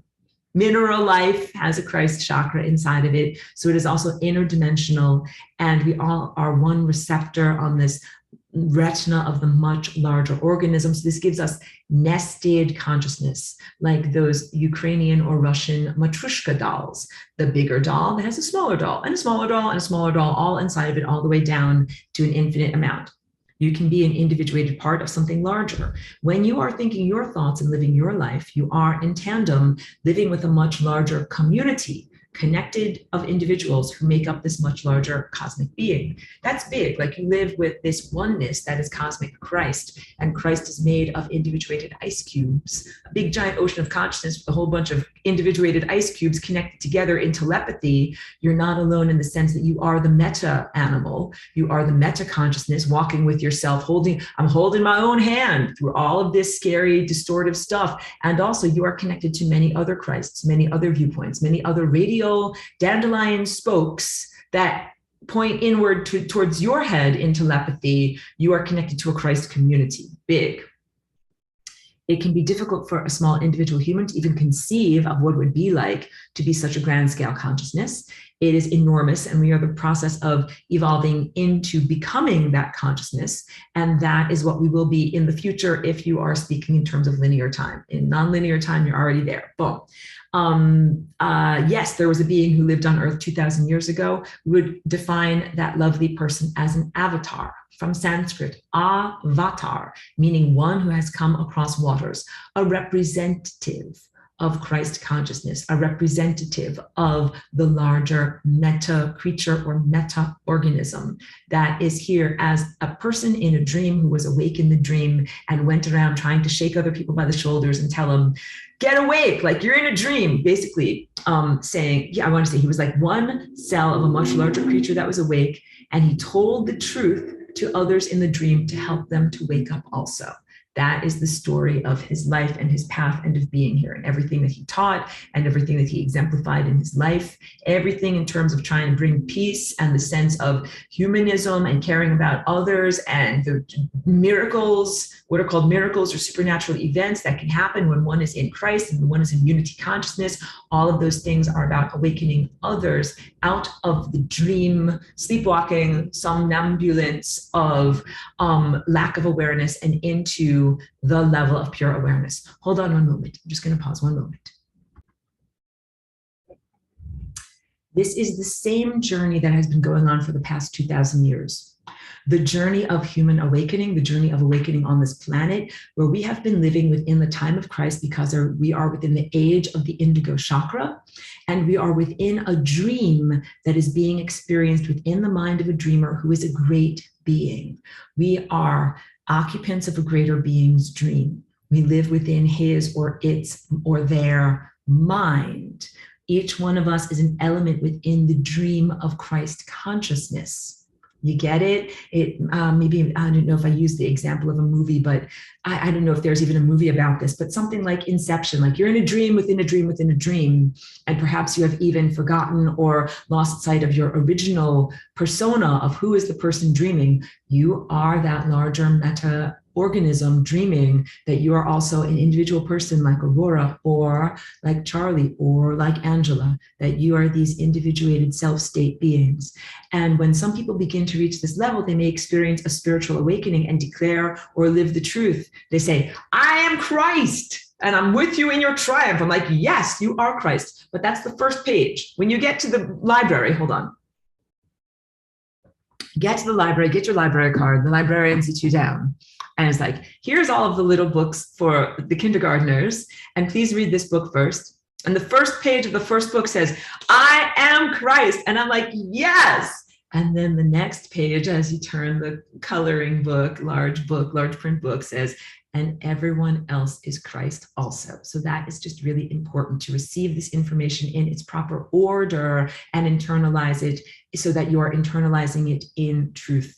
Each one of us contains Christ. Each one of us is a part of Christ consciousness. If you've not yet connected through the crown chakra to God and to infinity, you connect Christ chakra through the crown to the infinitiness of God. You got that? If you're still here and you haven't yet connected your cell phone to God, then you just might not yet know about the rest of this truth. So as you begin to that you're not the only Christ. It is an inaccurate view and the danger of not reading the books of the library in order. Moving on, your imagination is a magical machine that makes reality happen. So you're getting all this education in the library of consciousness because this is not only your eye that you use to read the book, this is also something that you use to send out light.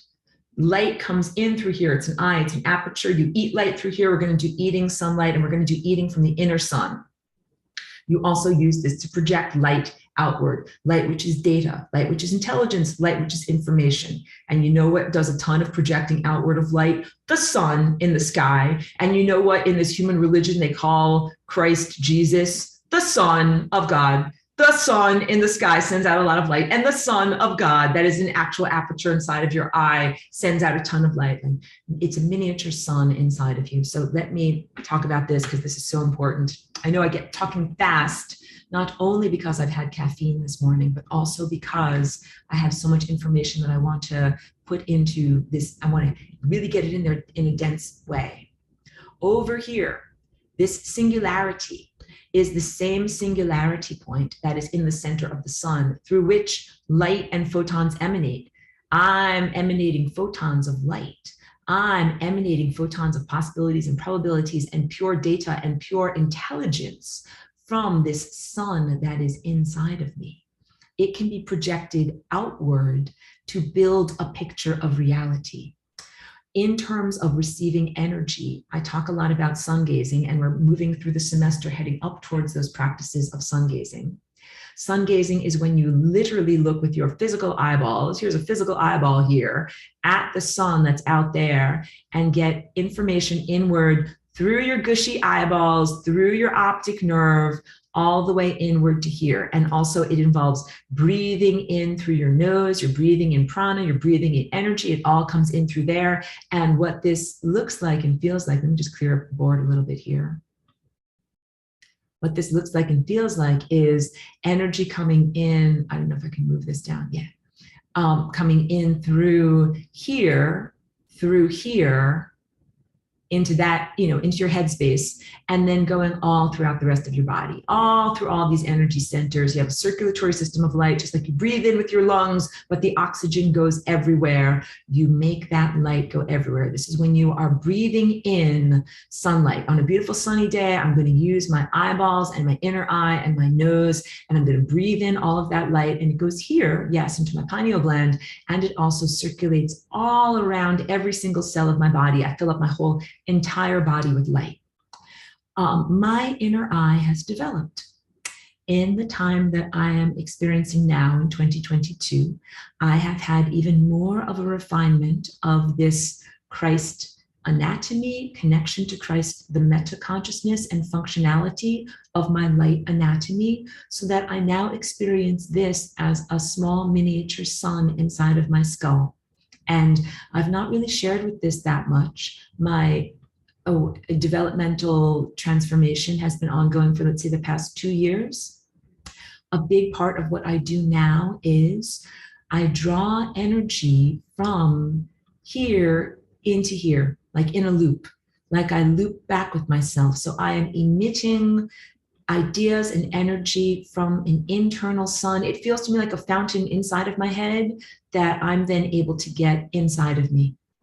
Do a lot of this looping and feeding of self. And this is one way that I am transcending the difficulties of the sun simulator and other aspects of diminishment of our natural sun. So yes, when I first came here 20 years ago, the sun was different in the sky than it is now. There is now something that is either an artificial light source or something that is a diminishment of the natural sun, or lenses and different solar arrays that change and distort or diminish the true natural light and the true natural consciousness that is there. You can always flying rainbow lasagna up, over, and around those diminishments to reach the true sun. It can feel like touching something that is outside of you, like that thing is out there and I'm trying to yearn for it and get to it. And then I will jump over the obstacles and I will get the good stuff and it will come inside of me. That is valid and you can do that. And I do that all the time, like jumping back and forth. And I also jump back and forth, go to the grocery store. I get ideas and information from the natural sun like that. And then I'm like, well, I got plenty of extra groceries. I'm going to send it out to all of you guys that are here, because I know that it can be a little hard for you to get out to the grocery store because of all of the inhibitors, some of which are biologically implanted in us, some of them which are atmospheric in the sky. In some ways, like it's almost not worth focusing our attention, our tendril of attention on that thing, because you don't want to eat from that thing. You don't want to eat from the fake light. You want to eat only the real light. So the fake light is basically a misappropriation of true solar energy that someone else is getting high in your stash. It's ascension energy that is supposed to be flowing directly to you, but there are malevolent inhibitors that are like, oh, yoink, I'll take that and I'll use it to get artificially high myself. Artificially high in terms of elevated levels of consciousness and elevated levels of awareness that they didn't necessarily earn through their spiritual muscles. Yoink, I will take your ascension energies. Yoink, I will implant an artificial empowerment structure in there. And then I will use this to be a bully and to diminish you. This is me paraphrasing of what these other consciousness beings do. Don't want to focus too much on them, because what I want to focus on is the beautiful light of Christ, which is truthful, which actually is inexistent, which is there as a gift from God for you, and which is ineffable and inevitable, meaning it's the grocery store is there and there is no way for them to stop you from getting it. I'm one way that you get it. I fly rainbow lasagna and bring in the groceries and send it all out to all of you.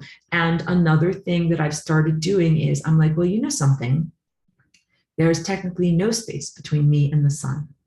There is no space. There's not 93 million miles between me here and my singularity that is inside of me and the sun in the sky. That is this source of cognitive ability and waveforms and probabilities and possibilities.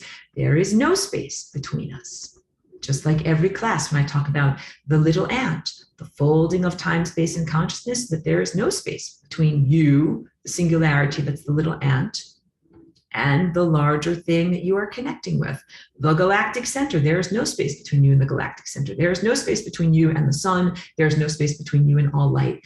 That is what I feel like. So I teach from the original teachings. What I do after this is I go into sun gazing, and I teach you all about sun gazing, sending out your tendril of attention, doing these different loops and sending it all through your body. That's still relevant. I think it's all still good. And also I've leveled up, and I've leveled up because it's been a little bit more difficult to get to the grocery store. So I share this with you now so that you can envision what this feels like and reach towards it in your own development. You can imagine, and imagination is what we use to make reality. Imagination is Christ. Imagine and envision at the top of your spine this beautiful sun that is an inner sun that radiates this beautiful, gentle, golden, nourishing light outward towards you. And that without even really having to move although it uses willpower and volition, but not like a jumping or a moving or an oscillating. I feel myself drawing that energy into myself. And sometimes I breathe in while I'm doing it, like I'm breathing it into myself. And you might see me sometimes throughout my presentations here, like stop and pause and have a moment and really inhale something in like that. At other times, it is simply a drawing inward of that which is radiating outward internally in me. And it's like a fountain. The fountain is not just something that goes up, like up, but it is a fountain that comes out all around, like a 360-degree or whatever, an entire spherical emission of this beautiful energy. And then I also bring that energy back into me, and it becomes a self-sustaining, what can I say, not just a loop, but a field, a force field, self-sustaining force field. And I would encourage everyone to begin on those levels of envisionment and imagination, and know that that is available as a huge source of sustenance to us in this time place, especially when there are challenges with any sense of externalized structure. Like that thing is over there, but there's a thing between me and that thing, and I'm mad and I'm angry because there's a thing between me and that thing that I need to get to, and it ain't fair. But I'm like, you know something? I have this thing inside of me that no one can take away, and no one can get between me and this thing that is inside of me. And it is here to completely nourish and sustain me. And I feel like the cultivation of that and the maturity of that self-sustenance process is what will bring us to the point of no longer needing to have like externalized food, externalized water, externalized anything, that it will all be mental energy, cognitive self-state, feeding itself. But you guys, you see me drinking my water. I tell you that I just ate my beautiful breakfast. Like, I'm very honest. I eat food and I drink water. I'm at that level. And if I transcended the needs for food and water, I also would not be speaking on the internet. Like, there's a good causality reason. Like, I'm not at that level yet, but I'm not sad and upset and frustrated. Like, why am I not at that level yet? It's not fair. It's totally fine, because I'm here talking to all of you guys. So yeah, when you transcend the need for food and water, you also transcend the need for rent and mortgages, gas, Geico, car payments, any kind of things like that, computer, routers, all of that is no longer relevant in your life, and you are existing on a different level of consciousness and time plane. So keep that in mind and enjoy whatever state of development you are at. So I do both things. In my sustenance of my physicality, somatic structure, I eat good food that is filled with light. And in my non-physicality practices, I do sun gazing, and I do sun gazing in the morning and at night when the sun is at a declination, so that it's filtered through the atmosphere. And when I do it, I don't stare directly with my physical eyes. I use a hat that blocks it out, mostly hat with a wide weave, or go squinty through my eyelashes, or use the curtains that are at the edge of a window, or trees to filter it.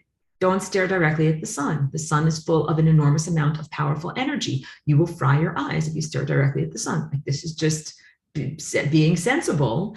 But at a certain point, you can cultivate the lens in front of your face so that it is a very powerful lens that can protect you from staring directly at the sun. However, also recognize that what we have in the sky right now here is not just the natural, uninhibited sun, that there are other things that sometimes either block out or exacerbate the sun. So I am protective of my physical hardware. Please protect your physical hardware, guys. Don't stare directly at the sun. You can get just as much good sunlight by closing your physical eyelids and connecting with your inner eye. You still eat everything with your inner eye. And also, I put on sunblock, like non-chemical, healthy, non-nanoparticle sunblock on my face, and I wear a hat because I don't want to fry my skin. Do you understand? Like, you have to love your car. You have to love your vehicle. You can't be like, I am Christ and I'm going to, like, that's, you understand? Like, in the children's library, I'm Christ. Everyone else is Christ. I'm still developing. My eyes and skin can get fried by the sun. Wear sunblock and a hat. Okay, that is just what is happening at this level of development. And then at a larger level of development, things change and are redefined. But then usually by that point, one is not active on YouTube. Okay, so just keep all of that in mind. As you begin to achieve spiritual maturity and adulthood, you take full responsibility for the thoughts of reality creation that you're emanating. Boom. Your imagination is a magical machine that makes reality happen. You think the thought such as, I'm creating this reality, and also I have to create a positive structure within which to experience reality. All of this, you become Christ the creator, you become Christ in conjunction with God, you become Christ creating this world around you, and you also create from the standpoint and viewpoint of causality structure, understanding point A, point B, interactions of vectors, this thing happened because of this thing happened. It is necessary to understand the books in order so as not to get a skewed vision of reality.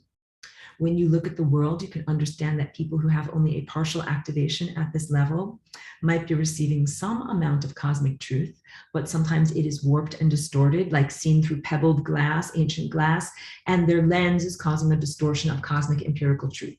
There's been a lot of religious leaders and self-proclaimed cult leaders that are like, I am the Christ, I am the truth, I am this, I am that. And they're looking at the world that through them looks valid. They have astigmatism, like really distorted reality lens.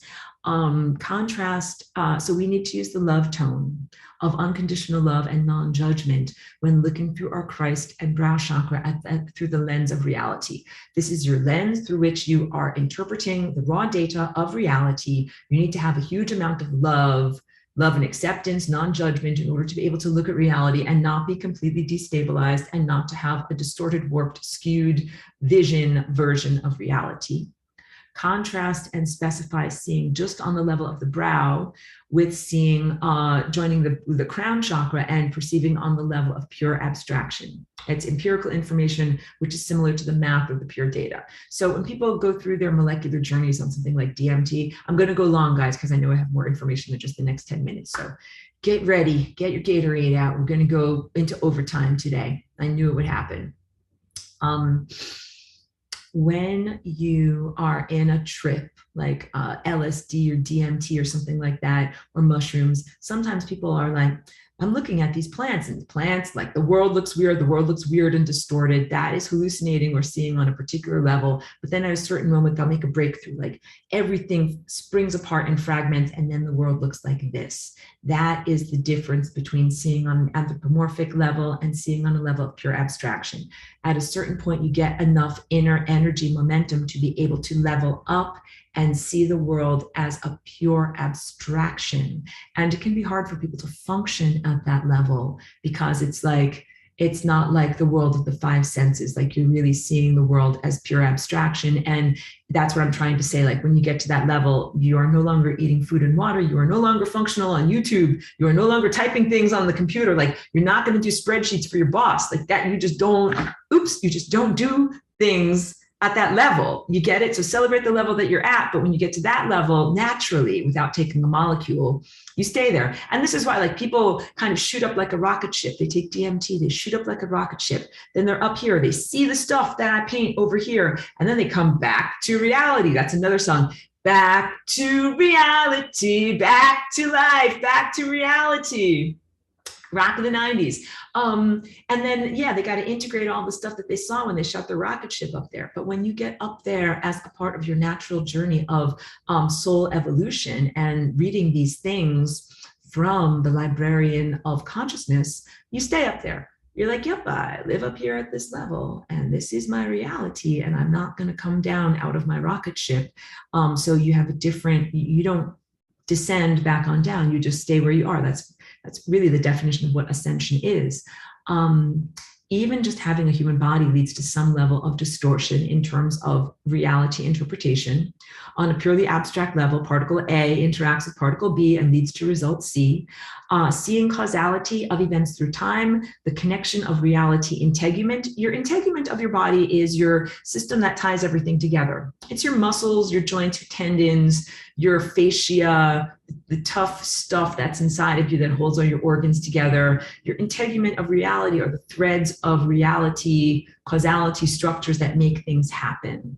It's the framework that ties everything together. The underside of the embroidery that I've already described to you. When you're activating your third eye, you see both the front of the tapestry, the tip of the iceberg events, and everything that is the unspoken subtext. You look at things in terms of pure energy, energy movement, energy being exchanged, and energy flowing. That is big. When you clear your lens of interpretation, Windex. Okay, we Windexed, we windshield wipered our lens of perception, and now it's perfectly clear. I'm not using my human viewpoint in order to interpret things. I'm just looking at pure abstract data and information. And what I'm doing is just seeing pure energy. And I'm just seeing the interaction of pure energy and energy flowing and energy transforming its state and energy being exchanged. And it's really different. And I don't want anyone to be in escapism about this, but like even death, you're like, oh, energy has entered the membrane of death. That is different than being like, you know, like my beloved cat got eaten and is dead. Like that is different. These are two different levels of being, and they cause different levels of emotional experience. It is a more pure and less distorted, clearer, abstract interpretation of reality. Let's talk about Earth Ascension planetary culture that I described to you, the ball of light at the center of your brain. And that place is the singularity within our form. So I know when I make these drawings, I show them as being stretched out. Let's show you one version of a stretched out singularity structure. Hey, there's a singularity here where my cursor is. There's one here. There's one here. Here. Here, these are all singularity, but really what you're looking at is a deconstructed, stretched out chakra system that actually is all collapsed together like the nested Matryoshka dolls, and that has one overlapping singularity. Or my magical scarf that gets folded and folded and folded and folded and folded until all of the folded points all come together into one concentrated infinity point of goodness, that the concentrated flavors all come together in one little spot where everything comes together. My artistic paintings are spread out version, but at the intersection of these two chakras in the center of your skull, I already did all of this, your gyrostabilizing effect, good. Telepathic connection that we have with one another through the third eye. This is your telepathic equipment. Let me drink a little bit.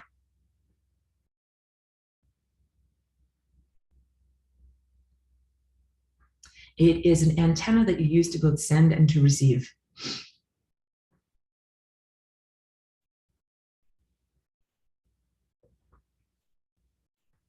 True telepathy happens on a bridge of unconditional love. Contrast with synthetic telepathy that can happen through a 5G or neural wetware network. Very, very different. True telepathy happens as a sending of totality holistic information. Boom, I sent you a whole holistic totality packet of information. You receive it, boom, I have received it. Then that information as pure energy, waveform, thought form is interpreted through whatever is your language filter and its system of interpretation. I can send telepathy to a rock shrimp and it will come out through the rock shrimp's system of interpretation. They see colors and hear auditory ranges that are far beyond what we can see and hear. They have a totally different language structure. Or I can send it to a butterfly that speaks in pure pheromones. When I send out an information packet to a butterfly, I am not thinking in English. I am thinking in telepathy because I unclothe all the English words, make a pure telepathy package, send it out on a bridge of love to the butterfly, and the butterfly receives it. And it's like, oh, smell, smell, smell. I get it. You know, like I don't speak butterfly pheromones at all. I don't have the biological equipment to do so. So let's say if I am sending out a telepathic package to a student of this class like Charlie, what I do is I have a sense of English language and information and content and phonetic symbolic structure that I would say if I spoke to you over the phone. But what I do is I take that off here. So the energy impulse is coming from my intellect. And I take the energy of words out of it here, and then it exists here just as a raw package of information that is non-interpreted. It's just raw waveform. And then I send it out to him. And then when he receives it as just energy that is pure, uninterpreted energy, like music. Let's turn on a little bit of music here. Here's some telepathic energy. Reminds me of the end of that song, Beatles, Day in the Life.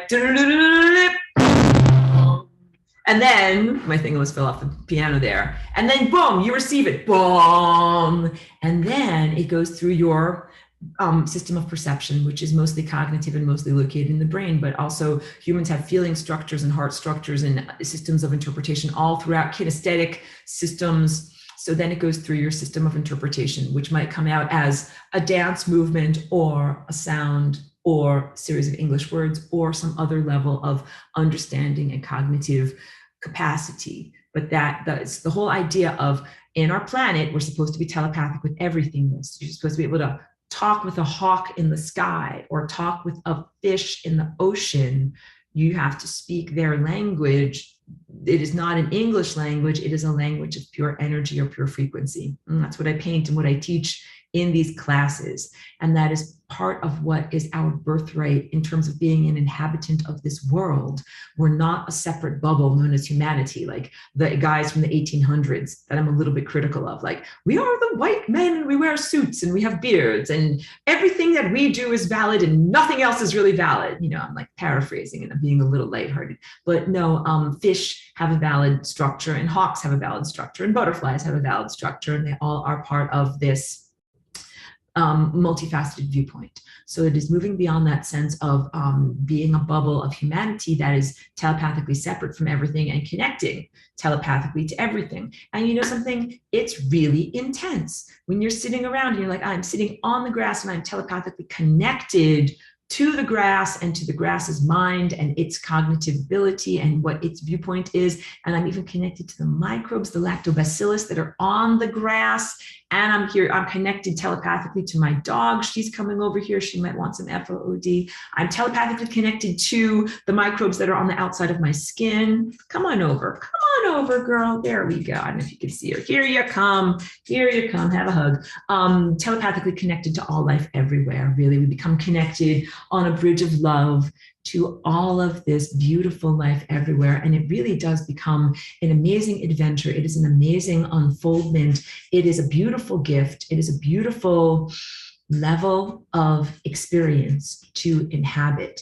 It is, I would say, like cosmic lovemaking, but I don't want to have it be a negative association because so much of sexuality and things that are on earth are distorted or put forward in a negative way. But it is a real loving, a real intimacy, a real sharing and partnership with all of the organisms who are here, and you are a part of it. So maybe I don't know if you would consider it to be more of an indigenous viewpoint, or the way that some less industrialized cultures look at and experience the natural world, or how I would describe it even with words in terms of this cultural paradigm. However, just to say that it is the greatest level of intimacy and reciprocity, mutual respect, non-ownership. Perhaps it is also alludes to the mythological sense of humans in the Bible of Eden, an Edenic world where Adam knew the names of all of the animals and nobody ate anybody else. And this sense of an impending peaceful world where, you know,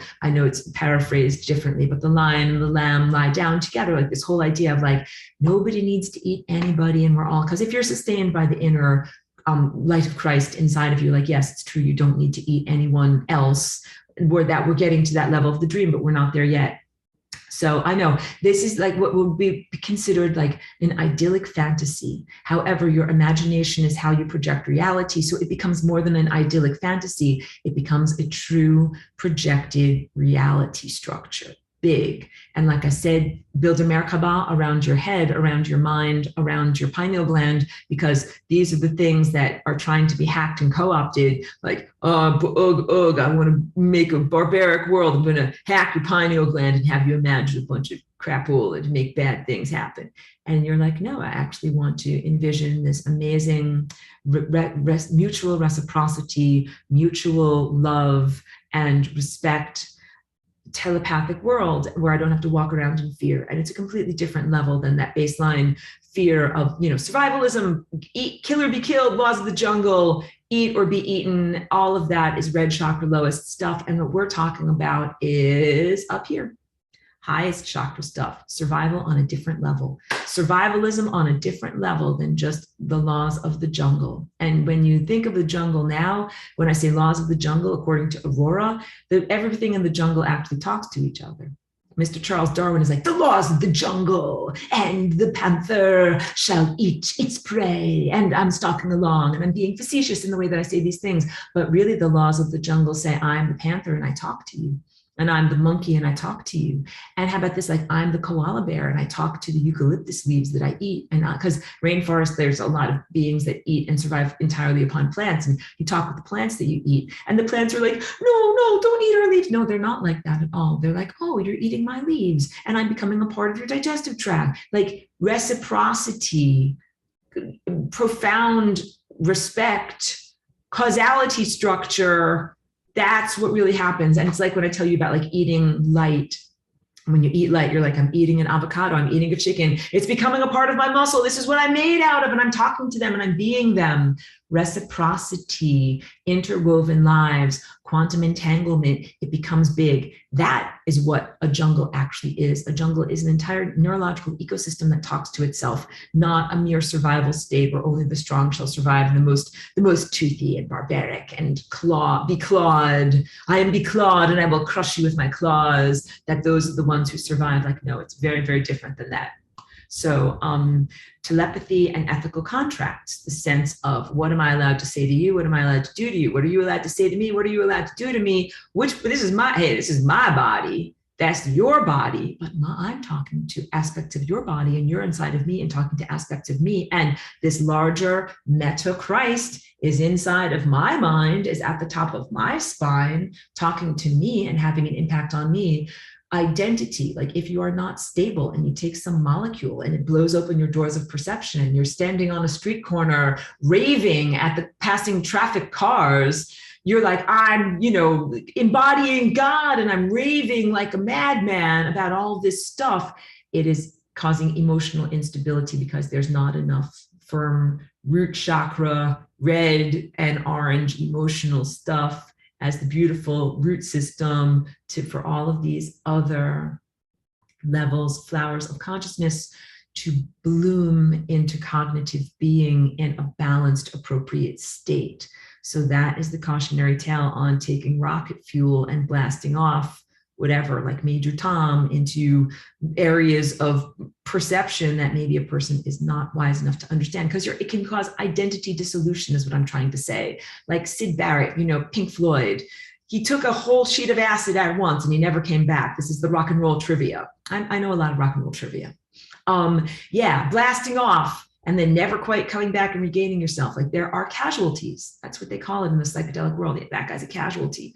Like they never quite come back. They dissolved the boundaries of their ego. And now they're like, I'm everyone, I'm nobody. I don't know who I am. I rave at cars on the street. Like that is not necessarily a healthy or functional self state. And it has to do with artificially augmenting those levels of being. It's a cautionary tale and it's something I want to protect you guys from. So that's where I'm coming from on that, not in judgment of you if you experiment with your brain chemicals.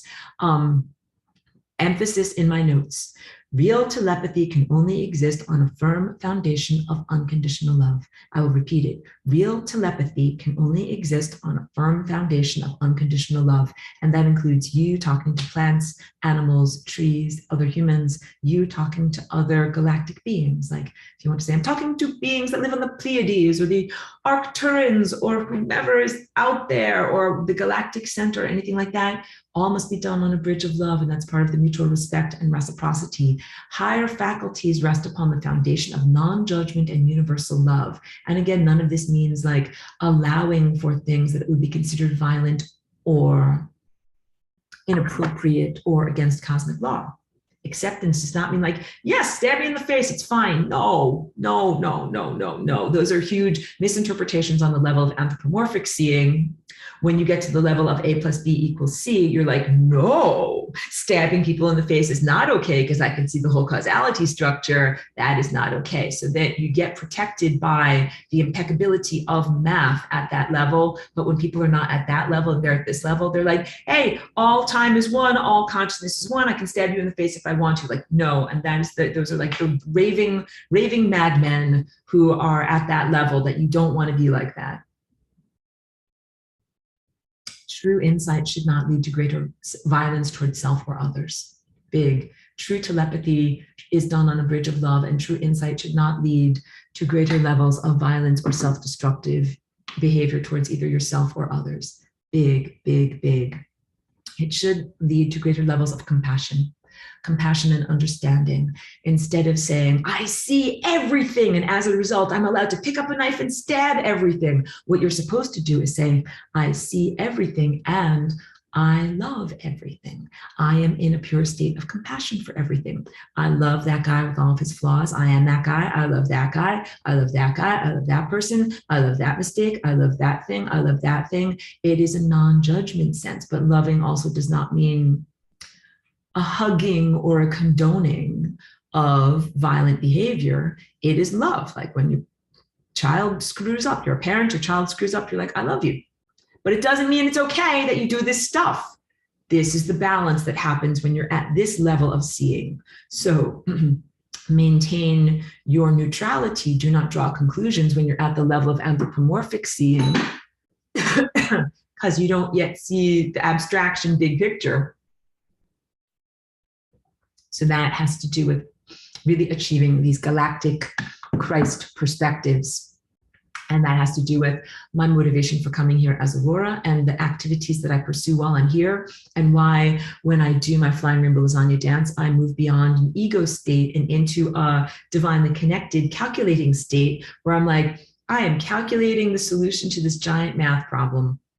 And I'm not like, I sit on a throne in judgment. I'm the Queen of Hearts. Off with your head, off with your head, off with your head. Like, it's not like that at all. It's a really, really different level of being that is based in fierce compassion and fierce love. In order to touch someone else's mind, the action must be based as an action of unconditional love. That's huge. It has to be about consent. Telepathic society has to be about reaching into someone else's mind and saying, like, knock, knock, knock. Is it okay if I touch you here? That's why I'm big in this class about being like, hey, you guys want my telepathic email blasts? Do you want the groceries that I get when I jump out of dimensionality and go to the sun and the stars? If you do, signal your consent. If you don't, back away slowly. I won't force it down your throat. Be like, I just went to the grocery store and I got all these groceries and I'm going to make you eat it now. Like, no, I would never do that. Would never do that, because that is against consent and it is against cosmic law, and it makes it something that should be beautiful. Love making and reciprocity then becomes an act of violence and barbarity and brutal forcing of something, brutal imposition upon someone else. And you can understand that those self states exist. And I can say, in compassion, I perceive that those self states exist. And also, I do not condone that behavior. I am not going to act that way myself. And it's not okay for them to act that way towards you or others. And then I engage my cosmic cop persona where I feel very protective, where I'm like, oh, like you guys are all still developing. And these guys are barbaric bullies and they're trying to force groceries down your mouth that you don't like. And it's time to know about what the Merkaba is. So that, I mean, that's actually a good segue. Let's talk a little bit about Merkaba. Merkaba is a protective star tetrahedron shield. That is what this is. It comes to us via the antediluvian sophisticated worldwide vestigial traces of the culture that we know as Atlantis or before, high civilization, high psychic abilities, via the cultural heritage of ancient Egypt, the syllables meaning Mer, Ka, and Ba, meaning light, body, vessel. And Patricia is in this class and she has described to me that in her area of the world, which is the Middle East, the word Merkaba, it literally means your vessel, your car. It's like on your driver's license, like your Merkaba is like it's your vessel, it's your vehicle. So it is a vehicle for travel. It is also a protective energy field or shield. An energy field is made out of standing waves. So you can have one particular wave, but then if you have a coherent, many waves traveling together, you have a force field or a shield, this area that is at the center of your beingness, where you have your singularity and you have your eye of insight and you have your Christ chakra connecting with your crown chakra, is an area of great vulnerability. Just like your eyeballs are areas of great vulnerability. It's not good to get punched in the eye. It's not good to have a needle stuck in your eye. It's not good to have extremely strong bright flashes stuck into your eye, because all this can fry you.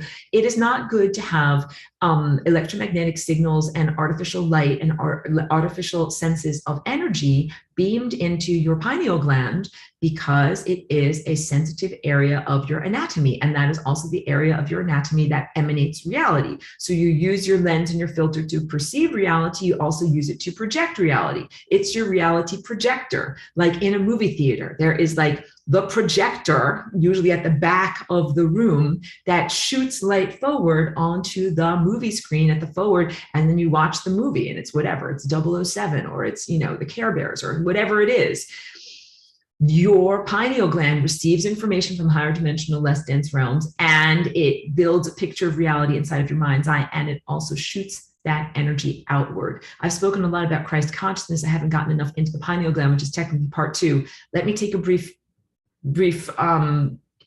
everybody who's here, I'm taking tell me, okay, so wait. And you can say this in the chat or whatever. Should I save part 2 for next week, or should I sally forth into part 2 for right now? Part 2 is about the physical structures known as your pineal gland. It just means like we're going to be at it for another hour. What are you guys' feelings and thoughts? Should I go forward with part 2, or should I save part 2 for next week? What do you feel?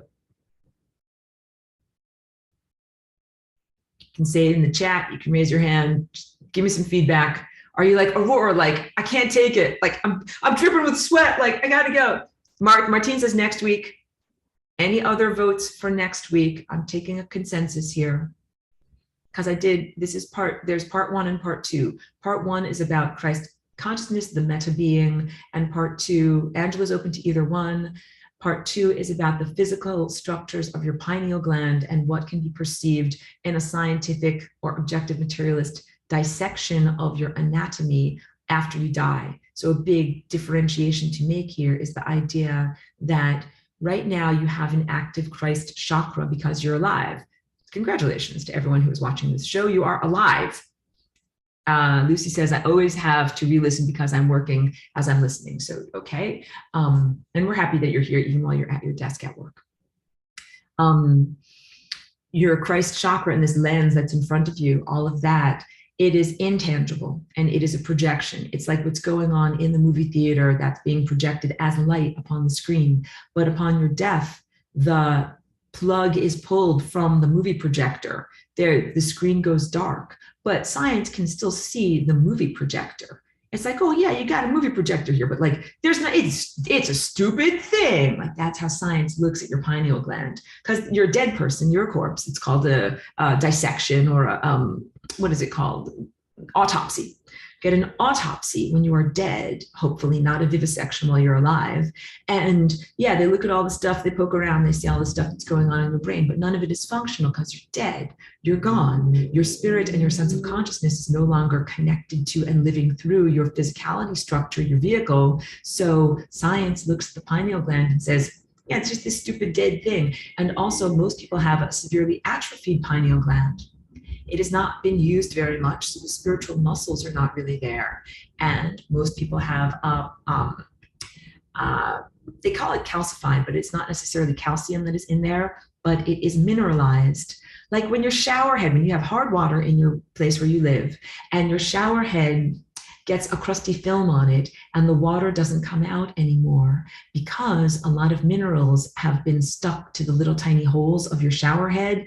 That level of diminishment of flow and severe mineralization, that happens inside of the pineal gland. And that happens due to chemical exposures, sometimes through pharmaceutical drugs, and mostly through fluoride. So I'll say it now, and I'll say it whenever I do part 2 talking about this. So, I mean, it seems Martine, I should say, is voting for next week. I'm not sure if what that answer is from Trish. Lucy will go either way. Angela's open to either way. All right, I'm feeling it. I have like superpowers. I'm going to keep going on the marathon because I feel like I have a good flow. Let's keep going. Let's keep talking about what the pineal gland is. So you have a physicality structure that is inside of your body, in your midbrain, that is the pineal gland, that is observable to science when they dissect you. However, it is the emanator or the movie projector of this reality structure, of this energy force field, and it is meant to be a crystalline structure, a perfectly crystalline structure. And I know when I hold this up to my face, I hold it up like this, but really the pineal gland would be oriented more, can you see it in here, against something, a background that you can actually see it oriented more like this, kind of sticking out like this. And it has, oh, no, no, no, no, no, no, no, no, no, no, no. I'm back. I paused the recording because we had a little bit of Cheeky getting upset because of some delivery. All dogs bark at the postman. Cheeky, no barking. All dogs bark at the postman. This is a double terminated crystal. You can see that. So it has a pointy end here and a pointy end here. Inside of your anatomy, what you have where your limbic system or system of glands inside of the midbrain, hemisphere 1, hemisphere 2, they kind of fit together, or you could imagine them actually fitting together more like this, because they've got these kind of thumbs that stick around the side, thumb to the side, thumb to the side, which are lobes. Down this midpoint here is where you have like your pituitary gland and several other glandular structures, and your pineal gland. And the pineal gland is like shaped like an eye, but it is tiny in most people. And it has these radial nerves that branch off of it.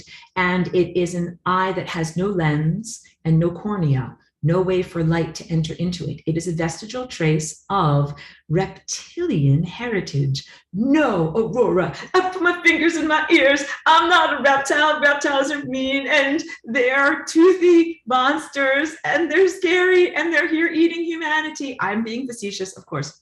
Humans have a reptilian biological evolutionary heritage. It includes, I just straightened up my spine, your aspects of your spine, especially the top of your spinal cord, which is involved in your baseline chakras, red chakra, and just mere survivalism of staying alive. The reason why humans don't enjoy the reptilian mindset and the reptiles or reptilian effects of cultural artifacts and suppression and bullying is because those levels of being involve pure survivalism, not reciprocity, huge levels of self-centeredness, and just caring about oneself and staying alive. Yo, I'm looking out for number one, and I'm doing everything I need to do, and I'm going to eat you, and I'm going to eat you, and I'm going to eat you, and then I'm going to have sex with you, and then I'm going to eat you. Like, I'm joking. I'm being facetious. But that is the red baseline chakra reptilian approach. And also in terms of biological organism, like a sea turtle. A sea turtle lays 10,000 eggs on the beach. And then it's like, see ya eggs, good luck on your journey. You know, like I made 10,000 of you, one or two of you will actually successfully hatch and make it on your journey out to the ocean. I hope to meet you in several years. Good luck on your journey. That's very different than how humans have a baby, where they have like one baby at a time, maybe one baby in their life. And they're like, this is my one, here, I'll hold my crystal. They're like, this is my one baby, and I love my baby. Oh, don't take my baby away from me. I'm protecting my baby. That is mammalian emotions. That's up from red, which is like, okay, eggs, good luck hatching, to yellow, to orange, which is, I love my baby and I'm connected to you and I'm taking care of you. It's a next level of development, mammalian human culture and working in community. It is the next level of development in terms of community and biological architecture. So yeah, humans have a reptilian vestigial heritage, and there are many space races that have a reptilian vestigial heritage, including the Pleiadians. And so everyone's like, Pleiadian, yeah, we love the Pleiadians. They also evolved or have a biological heritage that involves some aspect of reptilianism. The idea is that you have all of these other layers that mitigate that basic survival drive. Surviving an I am presence is sacred and divine and good. It is good to survive. It is good to stay alive. It is good to do so. The idea of having all these other layers means that you do not do it at the expense of others. And you have the contextual context and reciprocity to say, I survive better in community. I survive better when I think about and consider what my thoughts and actions might be in terms of repercussions. I survive better when I feel with my heart. I survive better when I perceive on the level of pure insight. I survive the best when I'm connected completely to my crown and guided by God all the way up here. That's the ultimate survivalism. So that's the only reason why everyone is like down on reptiles and reptile heritage. It's only one layer of being. It's one note on the scale. It'd be like, everything we're going to play is going to be in this key. Okay, like, all right. But we have to add this up here. We have to add that up there. That's a hugely important part of the scale of your being and of who you are.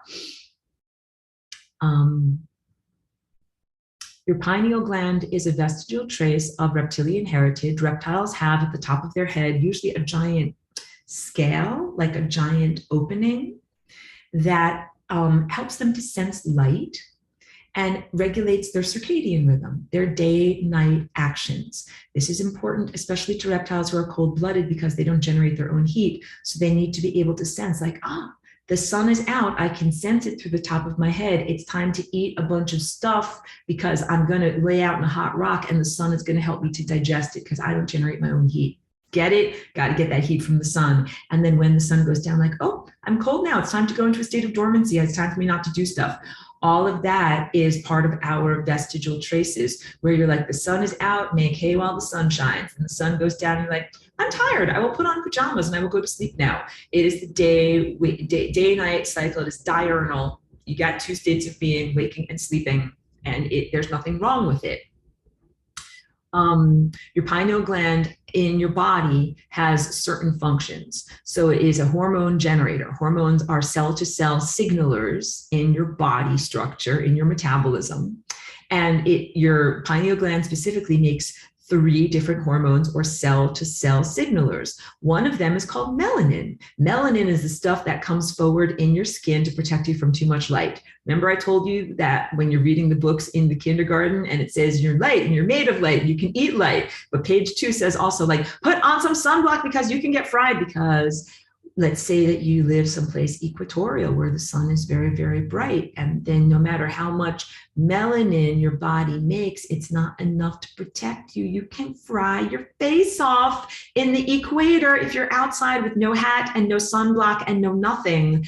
Really important to protect yourself no matter what is your ethnic heritage or what is the natural coloring of your skin. All humans and many animals like elephants, dogs, if you can get sunburn, you can get sun poisoning. This is from an excessive amount of light. So in our bodies, we have pineal gland as light body regulator. When you're exposed to the sun, your pineal gland says, hey, I'm being exposed to the sun. I better make a bunch of melanin and send it out to my epidermis and have my skin change color so that less light comes inside of me. That is big. It is protection. It is big. And of course, people are born with different levels of naturally occurring melanin depending upon their ethnic and anthropological backgrounds. And there's no greater or lesser levels of value in that, even though there have been huge acculturalization value systems ascribed to different amounts of melanin in the skin. It is a fraught topic of what amount of pigmentation is available in a person's skin and how that affects their appearance. On the level of pure abstraction, it is a hormone that is a light regulator that is emitted by and created by your pineal gland. Pineal gland makes melanin. It also makes melatonin. Melatonin regulates your sleep cycle. I do not recommend to people taking artificial melatonin capsules, even though some people say it's good. You can't fall asleep. You take melatonin capsules and it will help you to go to sleep, because that also can do things in terms of diminishing the natural functioning of your pineal gland. Many people cannot sleep because they're exposing themselves to computer blue light. Computer blue light and natural sunlight inhibits melatonin production. You get signals through your eyes that say, be awake. You're looking at this light, clear, the sun is in the sky, and you should stay awake. But the sun has already set, and what you're doing is staring at a TV screen and watching your favorite shows at night, but you're sending signals to your eyes and your pineal gland that's made of blue light. It says, stay awake, stay awake, stay awake. And then you turn off your TV at 11:30 at night, and you're like, I feel so awake. Like, how come I can't go to sleep? I better take some artificial melatonin. No, you should not do that. What you should do is you should not, watch TV in bed, and you should not watch TV late, and you shouldn't do all these things on the computer late, and then you should regulate your sleep cycle naturally if you can't fall asleep after being exposed to so much blue light. Don't recommend taking artificial melatonin supplements, but melatonin is a hormone that regulates diurnal waking sleeping cycles. You get it, reptilial vestigial heritage, you get it, being awake and being outside and digesting your food and eating food when the sun is up, so that way you survive as a reptile. But we're mammals now and things are different. And the final most fun and exciting hormone that your pineal gland produces is called DMT, dimethyltryptamine. And there's a wonderful book about this called The Spirit Molecule that was written by a objective materialist scientist person who did a lot of research into DMT. And many people take DMT in the form of ayahuasca, which is actually a combination of 3 different types of herbs that is not only DMT, but also several MAO inhibitors and exacerbators or agonists of what DMT does within your body. All that you really need to know is that DMT is a molecular doorway. That is an endogenous brain chemical. It is naturally occurring. It is not something like that as a controlled substance, although it might be treated like a controlled substance in our world. And people might also use it in levels of abuse. You know, the sense of a rocket ship. I don't like my life. I joke about this. Calgon, take me away. I will take DMT and jump off like a rocket ship into levels of pure abstraction. Like, I hate my life. I hate my boss. I hate my wife. Calgon, take me away. Calgon being an old bubble bath commercial. People still laugh when I tell them about this. But no, DMT is a molecular doorway, and it is produced naturally by the pineal gland, and it is produced in order to be a doorway for your spirit being, your consciousness, to come into and exit your body at birth and at death. But it comes in not just at the moment of birth, like when you are exiting the vaginal birth canal. It actually comes in when your brain is at a certain level of development to be able to have a pineal gland and make DMT when you're developing in your mother's womb. So it's at a certain level of a number of weeks. So it's not like 4 weeks. Like you're definitely more developed as a gestating fetus than just 1 month. But it's somewhere along the like 3 or 4 months or maybe 5 months, the complexity of your body container, your body vehicle, achieves enough complexity and has enough of the DMT brain chemical in there that you can support consciousness within the body. So you're still alive before you have DMT in your body and before you get into your house, and your house is still a very valuable thing. And you shouldn't just, you know, I'm not trying to say your house is a disposable object or any kind of justifications or any kind of thing like that. I'm simply trying to say that in terms of fully inhabiting your house, initially what you do is you kind of jump back and forth like, oh, like I can't even live in this house. Like there's hardly any structure here, but like I'm kind of like trying to do stuff with it. It's a handyman special. I'm fixing it up. I'm making stuff happen in the house. I'm making stuff happen in the house. At a certain point, your pineal gland is developed enough so that you can actually get inside of the house. The house is your body. And that's when you actually start to come inside of your body and experience embodiment as a human being. And then once you're in your house, then you're like, okay, like now I'm going to get born. And then of course you are born through the act of birth, and you come out on whatever day is your birthday. You also create a flood of DMT upon the moment of your death day, which is your birthday in another way. And of course I teach you about ascension and about wanting to avoid the membranes of death. And this is all very truthful and valid, but, and also many, many, many versions of yourself can and will experience the journey of the membrane of death. It doesn't mean that you're a bad person or you're a poochie or you're evil or you're any of these things as I exaggerate with what I'm saying. No, it means that you did incorrect long division and the equation of your life is not right. And I'm sorry to gently show you that you have these red X's here, here, and here of decisions that you made that were incorrect decisions that ended up with your journey terminating over here instead of over here. So please do not be angry or upset with me as the cosmic math teacher telling you this basic truth. And please do disassemble yourself and return to the beginning and change and do things in a different way so that you can have a better, more positive trajectory and eventually reconnect with God, your own God presence, and recognize and remember that you are God. Let's do your math correctly. Please go back, show your long division, and do your math correctly. That's what happens when you die. But when you die, your pineal gland produces a huge amount of endogenous DMT, which means that your spirit exits your physicality body. And it also means that your pineal gland stops projecting reality in the movie theater of reality. Becomes dead silent projector, which science looks at and it's like, here's this stupid thing. It's a dead silent projector. Clearly it has no meaning. Clearly it has no value. I'm being facetious. Clearly it is a bunch of stuff and junk inside of your head and never had any value and never performed a function and never had any meaning. Throw it out the window. Let's not care about it at all. That's my joking, facetious criticism of science. No, of course. Science needs to be able to study things when they're actually alive and happening, and science does not yet have the functional measurement tools to be able to observe the things, the body processes that are happening inside of you, including your DNA behavior when you are alive, and also including things like the energy fields that your pineal gland projects while you are in projector mode. So it can tell you've got a pineal gland, and it can tell that it emits these hormones and that it does stuff, but it can't measure it while you're alive. And if it could, what it would do is it would show you a picture, something like this over here.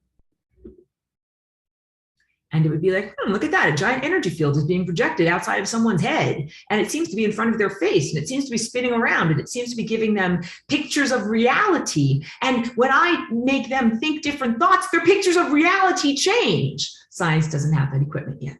That's where we're at with that. But that is what a person would see who has an active inner eye. And they'd be like, wow, as I give information to you, your reality projection mechanism and pictures change and shift. And that is part of the responsibility factor of being a person with an active inner Christ crystalline structure.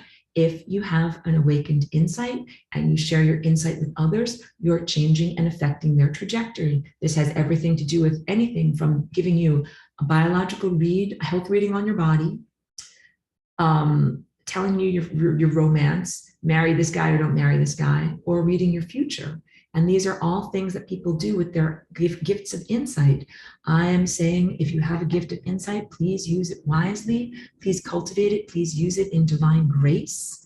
Please use it as a tool to help and uplift others. Please give of your gift and also receive from your gift. Like, there's nothing wrong with you say, like, I helped you out and I shared these insights with you. And then the other person was like, I made you like an avocado sandwich because I liked your thing that you did for me so much. Like, that's totally fine. Reciprocity and gift giving is beautiful and fine, but different than the sense of commodification, because it can just be very difficult if it's like, this is worth this much and do this for me at this time, or your job is to do this, or any of those things there become very real questions of ethics, especially when we're talking about telepathy, which needs to be done on a bridge of love, and love is real love, and real love is not for sale, because we know, like, that's things that are for sale like that, and commodification of love, that goes more towards something that is like a prostitution. That is something that is considered to be not a positive social activity. So please take what I'm saying from the true telepathy, that I'm not trying to judge you in saying this. I'm trying to offer to you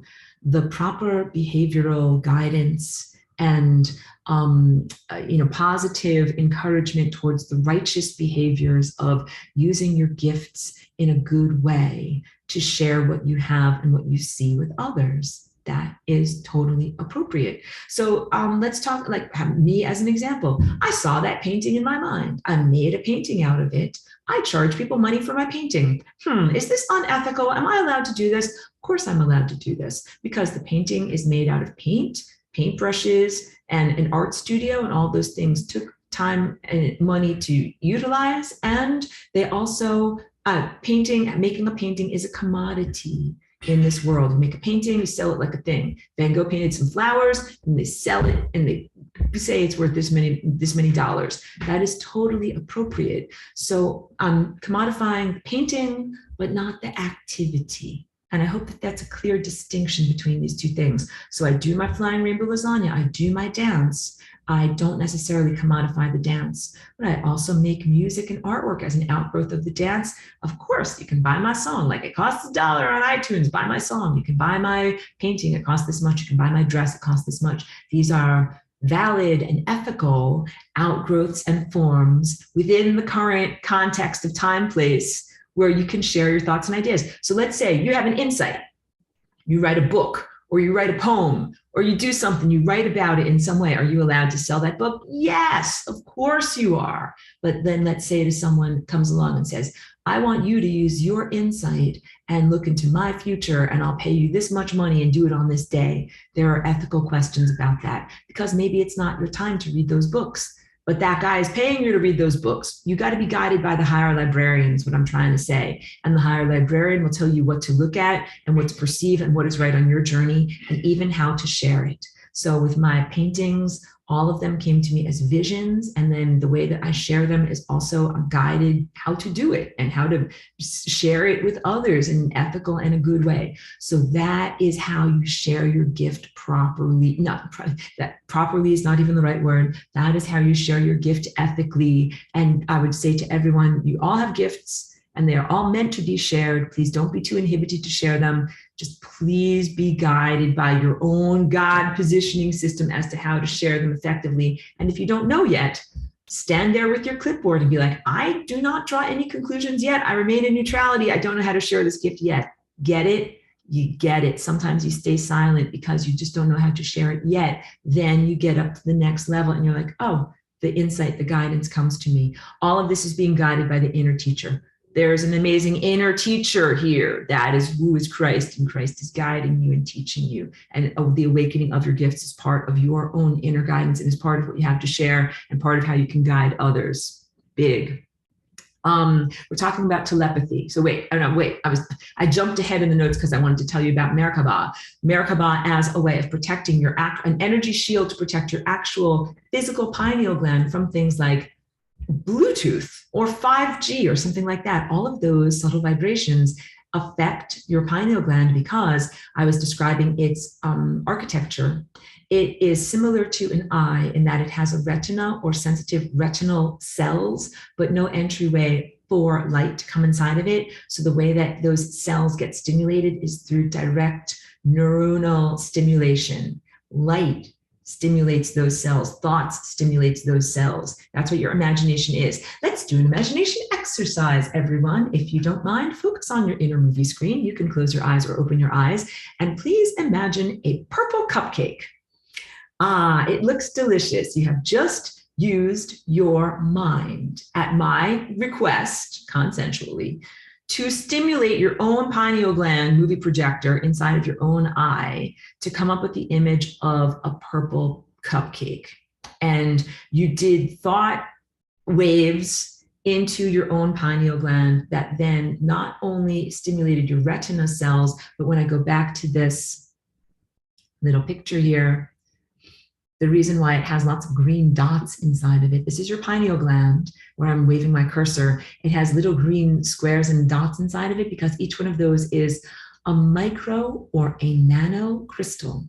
Micro and nano crystals are often made up of just 2 or 3 or a small cluster of atoms clustered together, different than a giant crystal of this size that I'm holding up, which is made of an uncountable number of atoms. The ones that are inside of your pineal gland might be made of only a few atoms clustered together, yet they have the same effect, behavior, as larger crystals in that they send and emit frequency. Crystals are sensitive to frequency. Your teeth are your mouth crystals. And I showed you in that picture how they're connected through a nerve structure all the way up to your brain. Your teeth are part of your telepathy. In the antediluvian world, we didn't talk with our mouth parts and we didn't use our mouth crystals to mash up mashed potatoes and swallow them down into our tummies.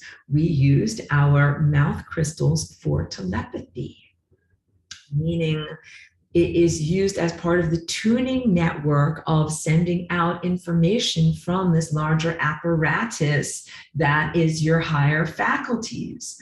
When I asked you to imagine a purple cupcake inside of your own mind, you sent my word packages and my telepathy stimulated your neurons. And that's like Bluetooth. We're like 2 computers that are air gapped.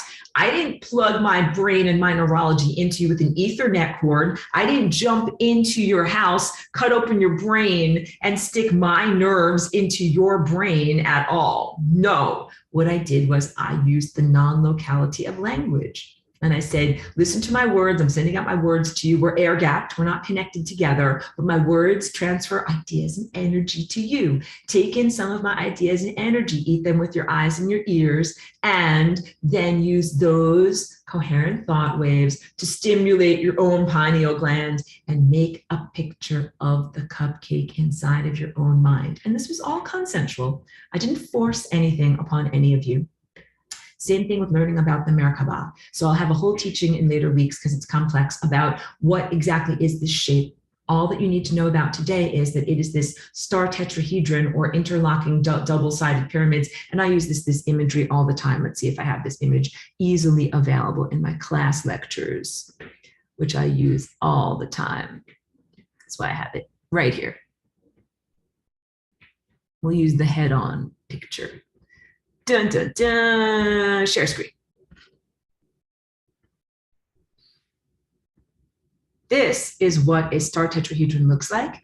You can envision it around the entirety of your anthropomorphic form. You can also envision it around the tiny little structures inside of your brain as a protective force field and shielding, so that only signals that are love and above come inside of you.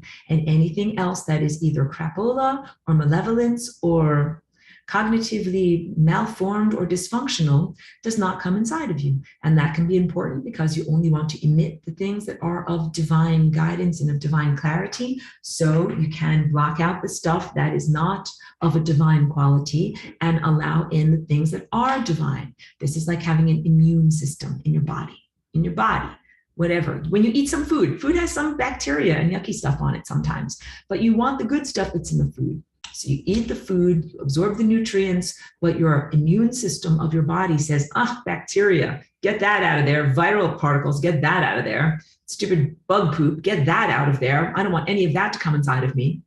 The Merkaba is like an immune system that you put around yourself as an energy field, energy shield that can help to protect you from an influx of energy that would be considered unhealthy. That does not lead to you having an eternal timeline going up the central core timeline, but that makes you go more towards the membrane of death. Crapola energy that destabilizes you, that takes you away from that central core direction and persona. So that's the basic synopsis of Merkaba for right now, Merkaba for protection. And how do you build one? How do you make one? Do you go to the store and be like, I would like 16 ounces of Merkaba, if you please, and then I will take it home and boil it in a pot and make it like, I'm thinking like pasta or something like that. Like, no, you make it with your mind. You make it in the exact same way that you made that purple cupcake. You envision it. You stimulate your own retinal cells within your own inner eye, and then you emanate it using your own tiny microcrystalline structure as a projector into reality. You create it with your mind. Christ consciousness is hugely powerful. You're on a journey. Sorry, there's so much banging in construction. You're on a journey of learning in the library of consciousness, not only about who you are and the interconnectedness of all life, you are learning as a precursor or prerequisite to being a positive participant in the symphony of life, so that you emit the right thoughts, create the right structures with your mind, do the right behavioral activities, send out the right causality structures that affect other people, because you're yourself loving yourself.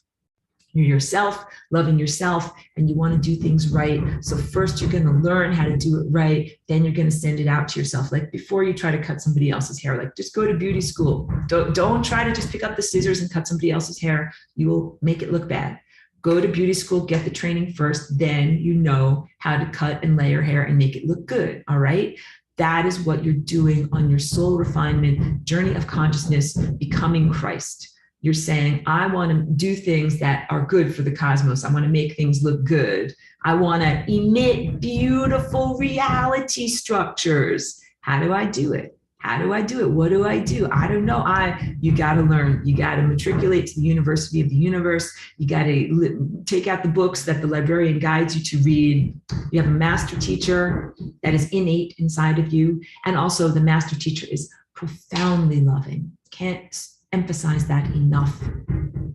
A great master teacher, like, I don't know if you've ever had teachers like this or professors in your world, but in your experience, someone who was so encouraging of you, so compassionate towards you, so forgiving of your mistakes, like a good math teacher who's like, sorry, red X, not like red X bad, but sorry, red X, like, please learn, try again. A loving, compassionate, forgiving teacher that is actually yourself.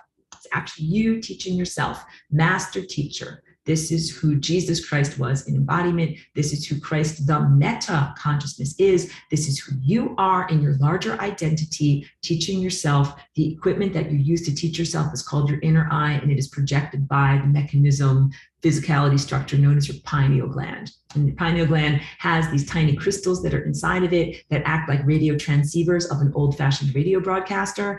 And Christ crystalline, this necklace that I wear, I emphasize with it because it is made of crystals. It's made of crystalline structure. And what are crystals? They are organized atoms. They're not atoms that are all over crazy, all over the place and everything like that. They are regular. This is a matrix of regulated. Everything is measured. Everything is perfect. Everything is equidistant. That is what a matrix is. Positive matrix, not some kind of behavioral control matrix like the movie The Matrix. No, a crystal can be a beautiful matrix of intelligence that is positive to live within.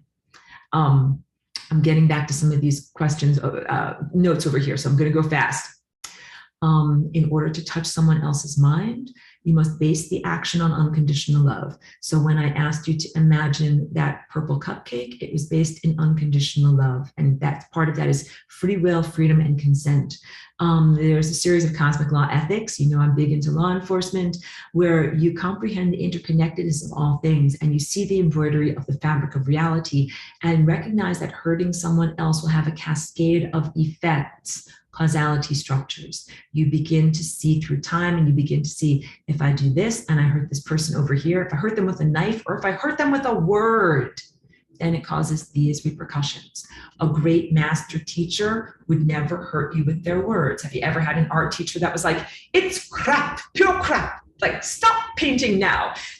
That's terrible. It hurts you with their words, and then it can make you stop painting, as opposed to a great master teacher that encourages you. And if they have any valid criticism, they might say, too much red. Too much red. That's mostly the only thing that I say to myself in my paintings. It's just too much red. We need to put something else here. So yeah, that's it. Be a loving, compassionate teacher towards yourself also when you're assessing your own art of your life. Conversely, recognizing that if someone else did something to harm another, it will have repercussions on them through time. And this is part of acceptance and non-judgment. Doesn't mean that everything is okay. Non-judgment does not mean like, okay, go stab, I'm making like a facetious face here. Go stab a bunch of people, everything is fine. Like, no, it's not fine.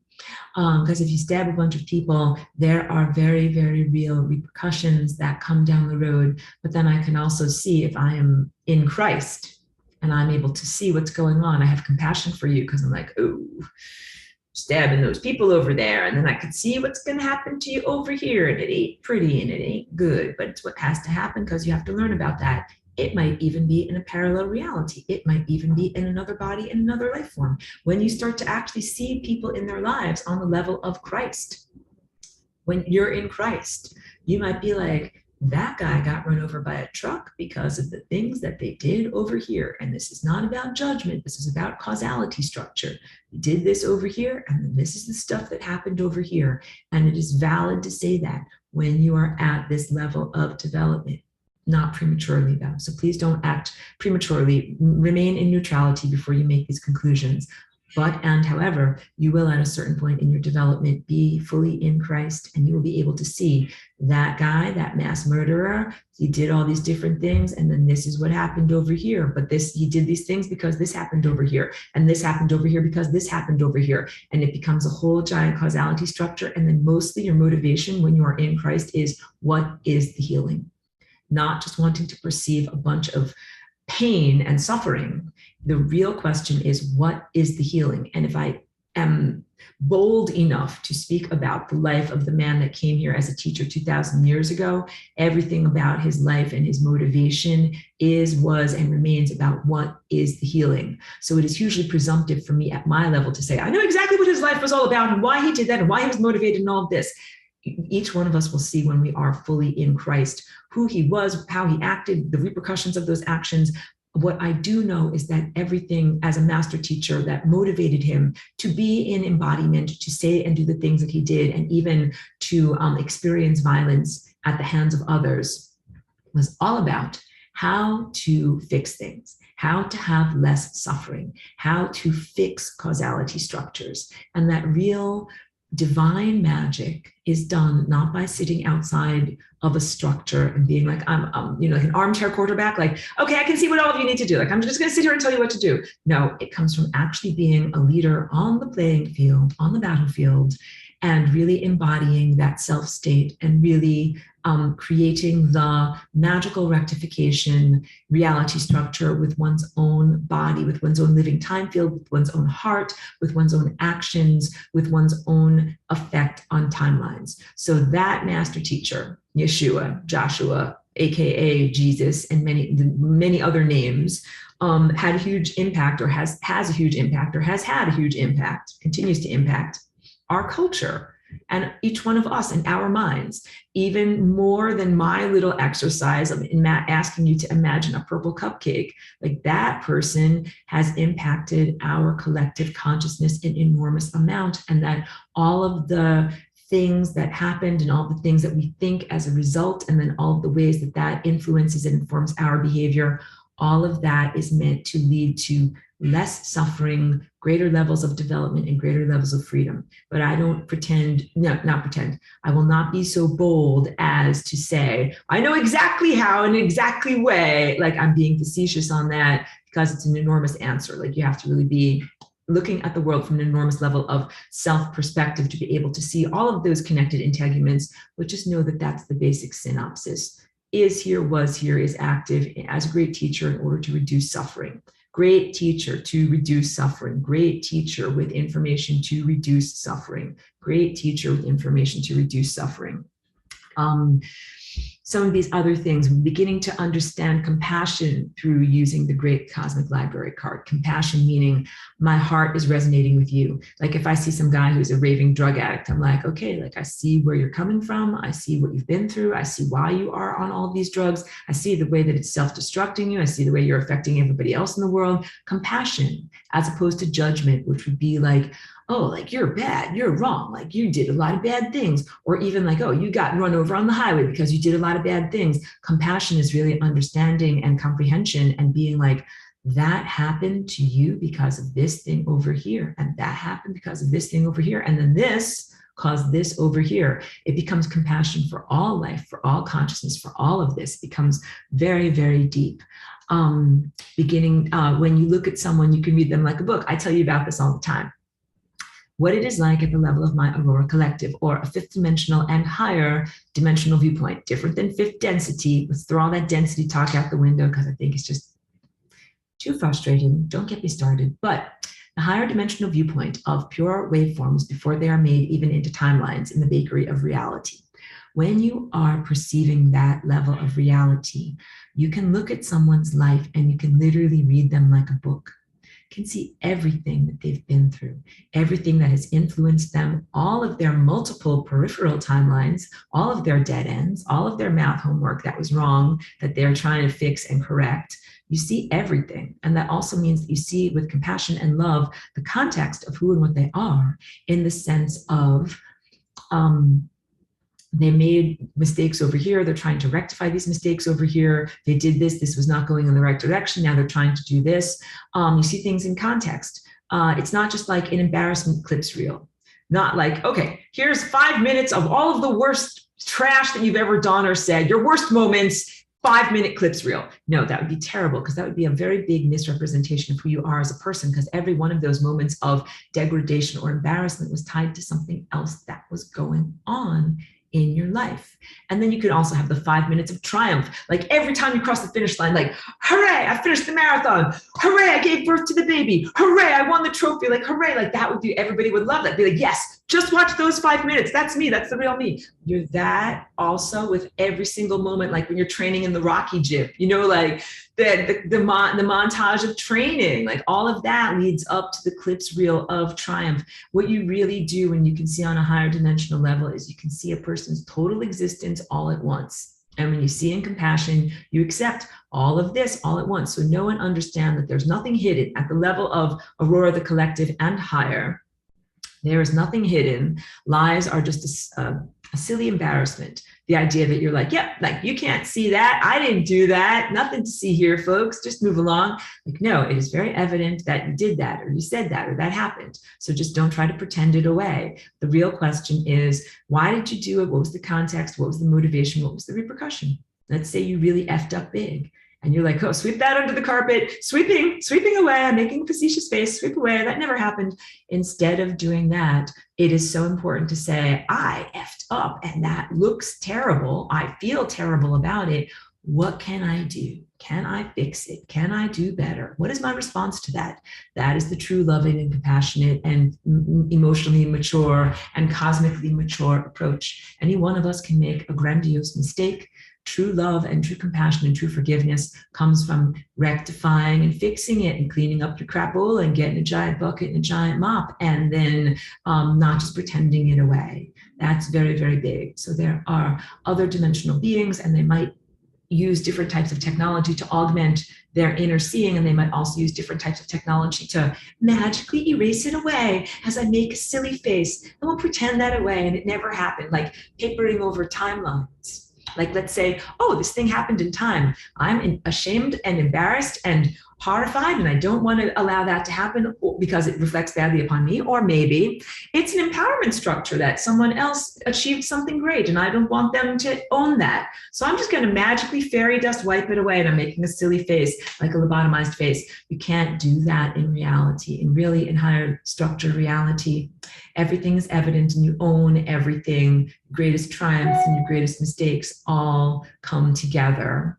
And that is part of the totality of you. And that is also part of learning. And that is also part of the divine perspective of compassion. And when people talk about the anthropomorphic sense of Christ walking with you in your life, Jesus as a man, Jesus holding your hand and being like, I'm walking with you, even through your mistakes, I'm your master teacher. This is really truthful, but it's an anthropomorphism and a slight distortion. It is the sense of a master teacher that sees the totality of you and is constantly trying to influence you and give you better opportunities, not to hold you back in judgment or like, wait, you're very bad, you're very wrong, blah, blah, not like that at all, but more in the sense of, I am with you and there's something better that you can do. Like, no, you don't have to go down into shame. No, you don't have to go into self-violence. No, you don't have to go into self-destruction. No, you don't have to kill yourself.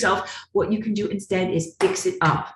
That's a big thing in terms of forgiveness. And this ho'opono, this Hawaiian forgiveness exercise, which I'm not unduly critical of that. All I want to say is that anything, any level of forgiveness, if you in your heart ask for genuine forgiveness or someone asks for forgiveness from you, the answer is always yes, with a change in behavior. Yes, I accept your forgiveness. Yes, forgiveness flows to you with a change in behavior. So you can't be like, I'm a madman and I've stabbed people. Please forgive me. And then forgiveness is yours. And then like, now I'm going to stab people again. No, you cannot do that. That is not how Ho'opono works.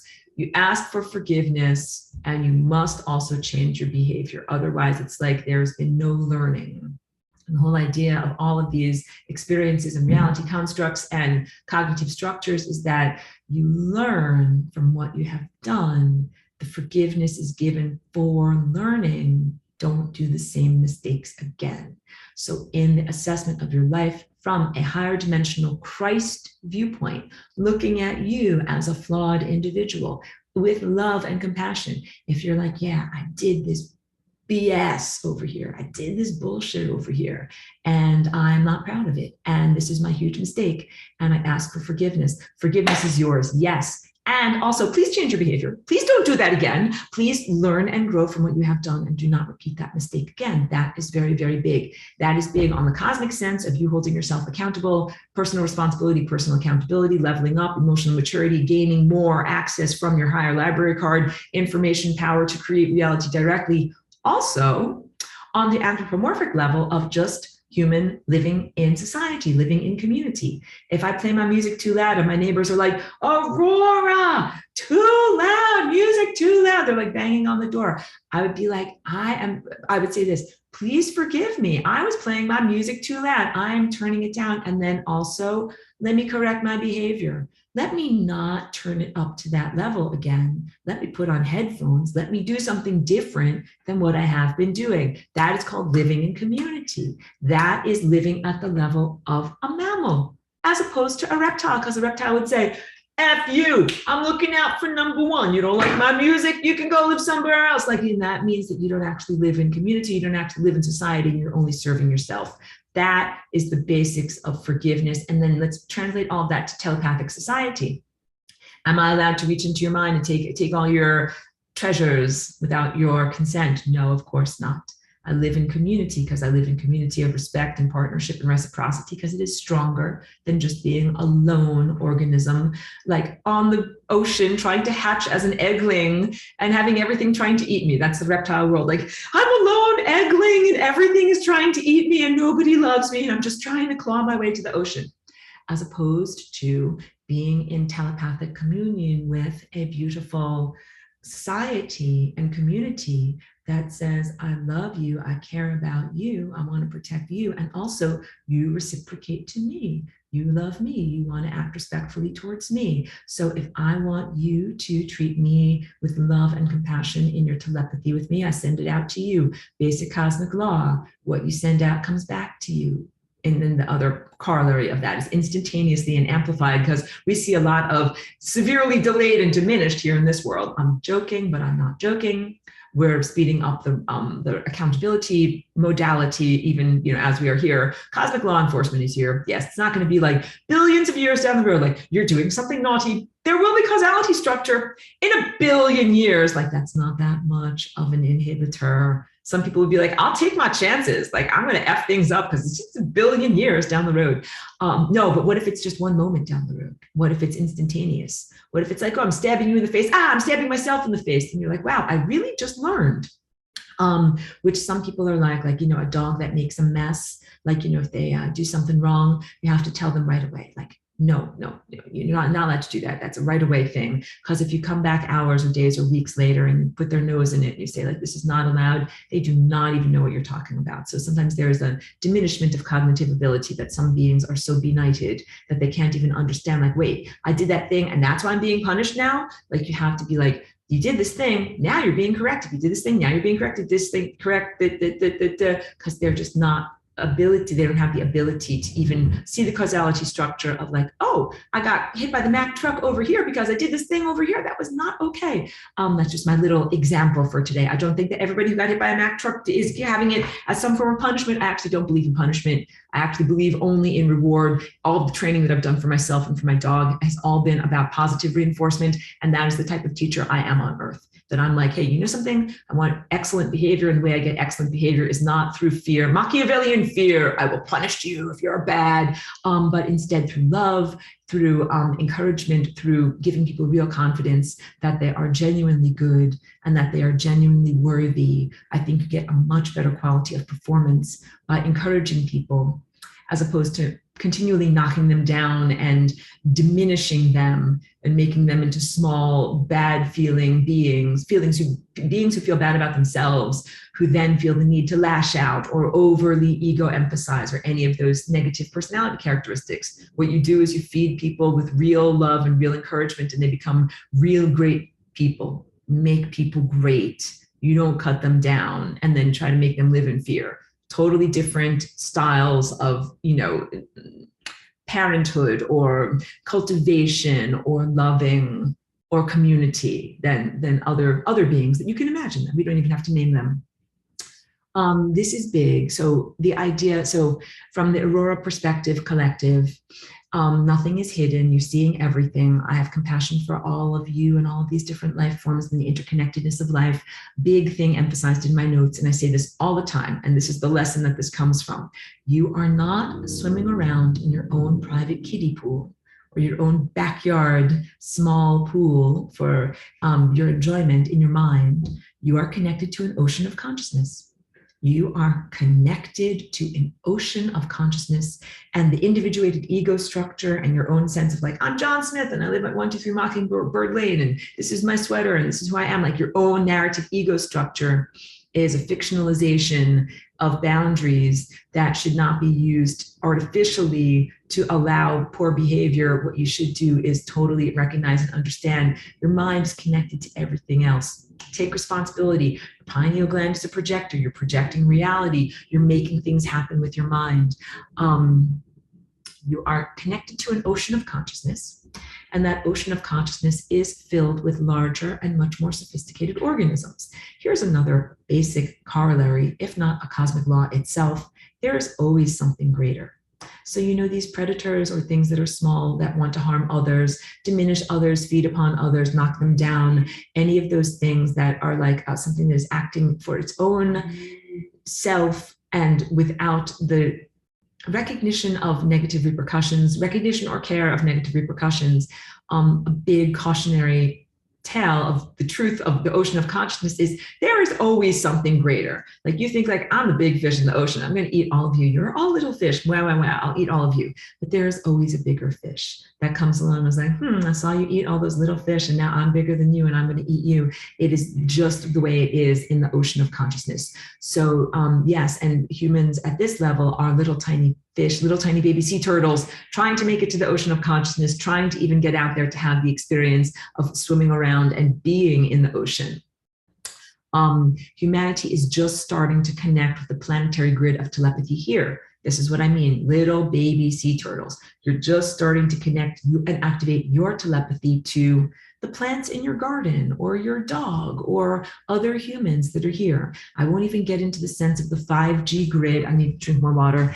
And the challenges that we have been facing in terms of being telepathic in the 5G grid, which is literally a synthetic telepathy grid that is an inhibitor of natural Christ consciousness. All I will say is there's always something greater. So if you're like, nice planet you got there. I think I'll invade you and put up the 5G grid and F with your natural telepathy.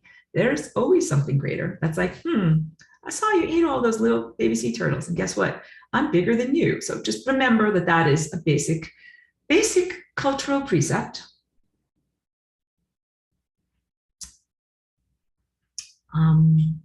Christ consciousness not as being connected with the Christian religion, many of whose dogma is antithetical to Christ consciousness, mainly in terms of judgment.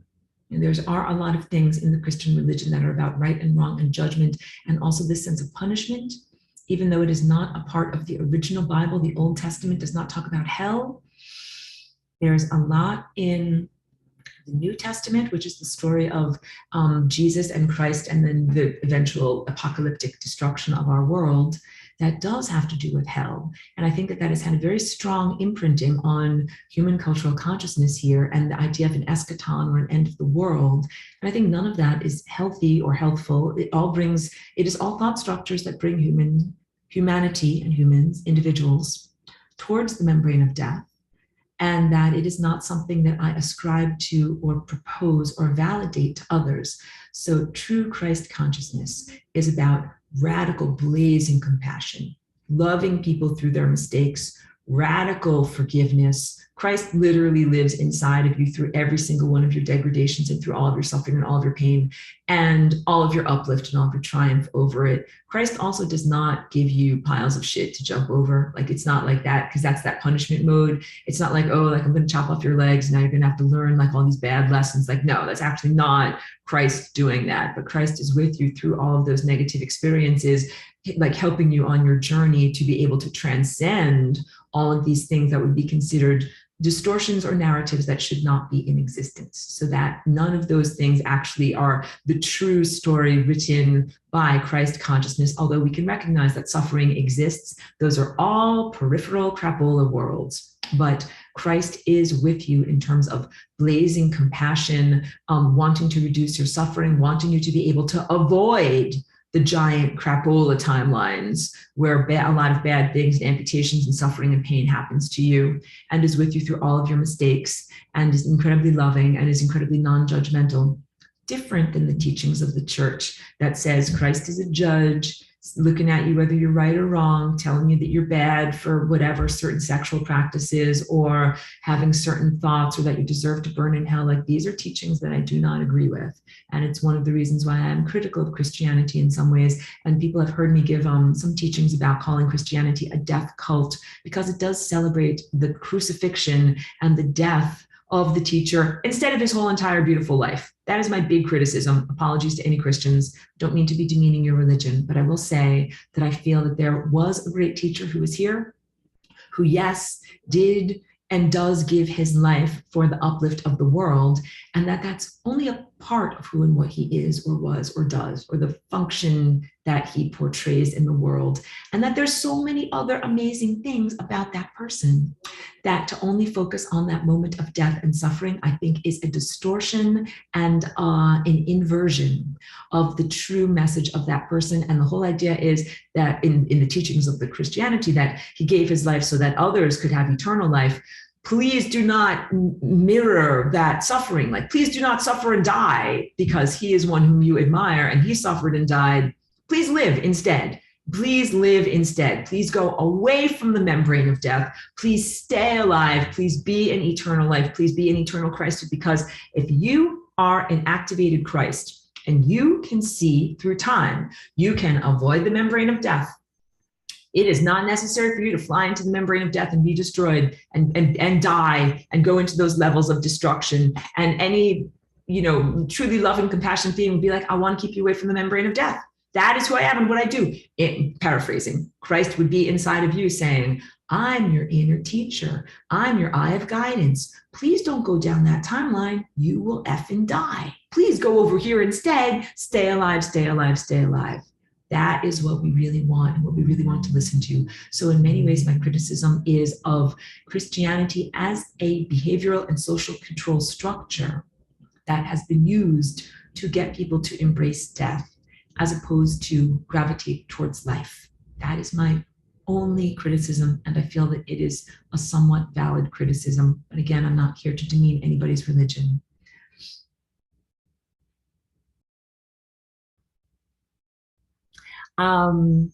Chloe is asking me something. Chloe, I will respond to you when I'm not on recording, because I'm going to have a long recording here. Let me go through a few more things and then I will talk to you about it. And I would love to talk with you about that. Christ is a literal part of your anatomy and you cannot not have it. It's a part of you. Everybody has it. Everybody has it. It's innate. It's baked in. You have it and you can't not have it. But like physical eyes, they can be open or closed or blind or insensate in some way. And if a person is blind and they cannot perceive, then you can't force them to have your viewpoint. So part of love and compassion and radical forgiveness is comprehending that. Active versus inactive pineal gland. Throughout your life, there are times, even when you are an awakened Christ. Cheeky, it's okay. Hold on. We're heading into the home stretch, and thank you for allowing me to reassure my dog. Active versus inactive pineal gland. There are times when throughout your existence, even while you are an awakened Christ, when you might not have a lot of gas in your car. Like, you can have the nicest BMW or whatever, Ferrari, and be like, my gas tank is on empty. Sorry, I'm not going anywhere right now. That is what that can mean.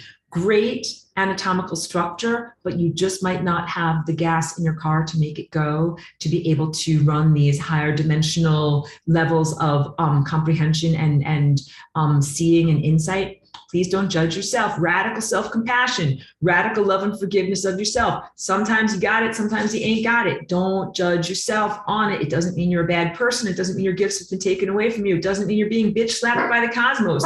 It does mean that sometimes it is time for you to see and know, and sometimes it is time for you not to see and know. And that is also part of the great teacher. So if you don't see and know, just pause on all of your conclusions, remain in neutral, don't make any check marks on your clipboard and think that you know everything.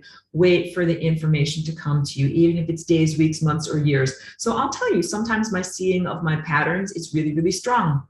Sometimes I go for a long time without seeing it. However, I know that it's there. Sometimes it just feels like, okay, it's dormant, or my Ferrari is on empty, or it's in the shop. These things happen. Don't judge yourself or others. This is also why it's not appropriate to be like, this day at this time, please jump through hoops for me. Like, please use your pineal gland for me. Please do this magical thing with your telepathic insight for me. But that might not be appropriate because you might be on empty and you might need to go through a spiritual renewal or cleansing or do some kind of spiritual practices to be able to get your insight flowing again. And that it's not right if someone wants you to commodify it, like, it's your job to do this for me and you will do this at this time and I will pay you $10. It's like, well, maybe my eye of insight needs to rest right now and maybe it's not right for me to do that. So that is where we're really coming from on that, and that has everything to do with every level of commodification for your artistry, for your love making, for your insight. It must flow naturally, and it must not be done only for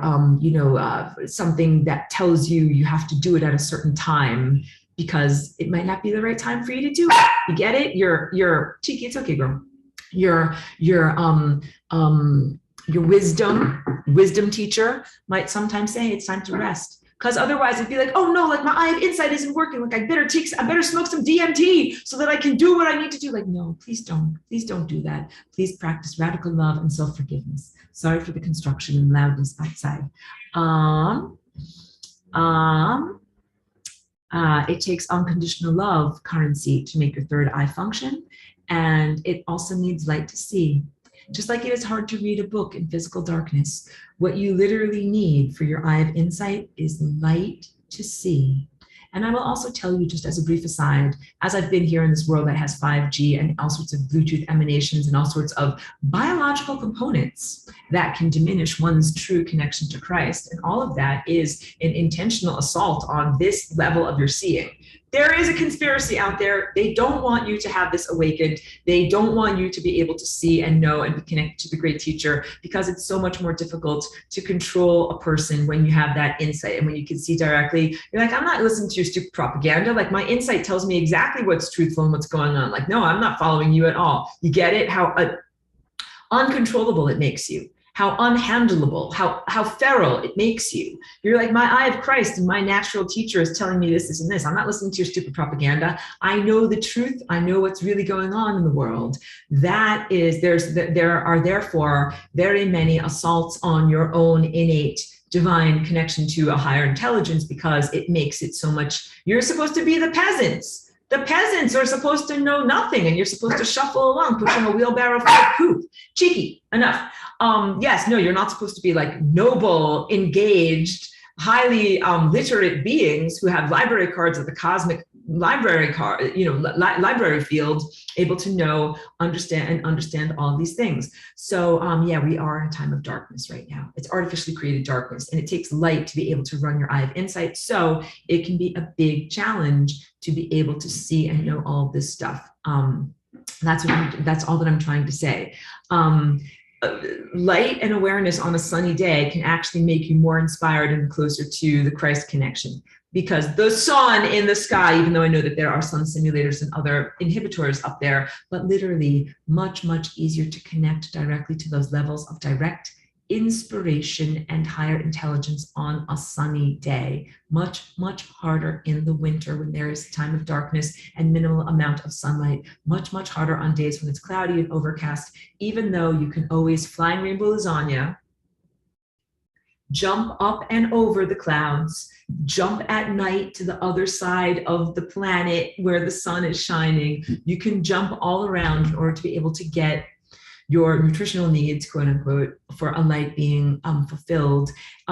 Please understand that just in this time and place, like, I mean, I've had to develop all sorts of greater strengthening spiritual muscles and augmentations to be able to stay connected to all of this, even amidst everything that is happening in our world. Everything from 5G, nanotechnology, chemtrails that are sprayed, sun simulator, injections of other people, the Internet of Things, all of that stuff, all of its frequency warfare. I acknowledge all of that stuff. All of it is an inhibitor that is meant to blockade you or diminish your connection to true Christ. The truth of the matter is Christ is stronger than any of those things that I just mentioned. God is stronger than any of those things that I just mentioned. God and Christ are much stronger, more powerful, more real, more present, more inevitable than any of those smaller things that I just mentioned, okay? And so that's the truth of what I've experienced in my life, and also the truth that I exemplify to others. I'm like, oh yeah, like that's not stopping me. That's not stopping me. The 5G router is not stopping me. The Bluetooth is not stopping me. None of these things are stopping me. And I use that as an example so that you guys can also be like straight ahead.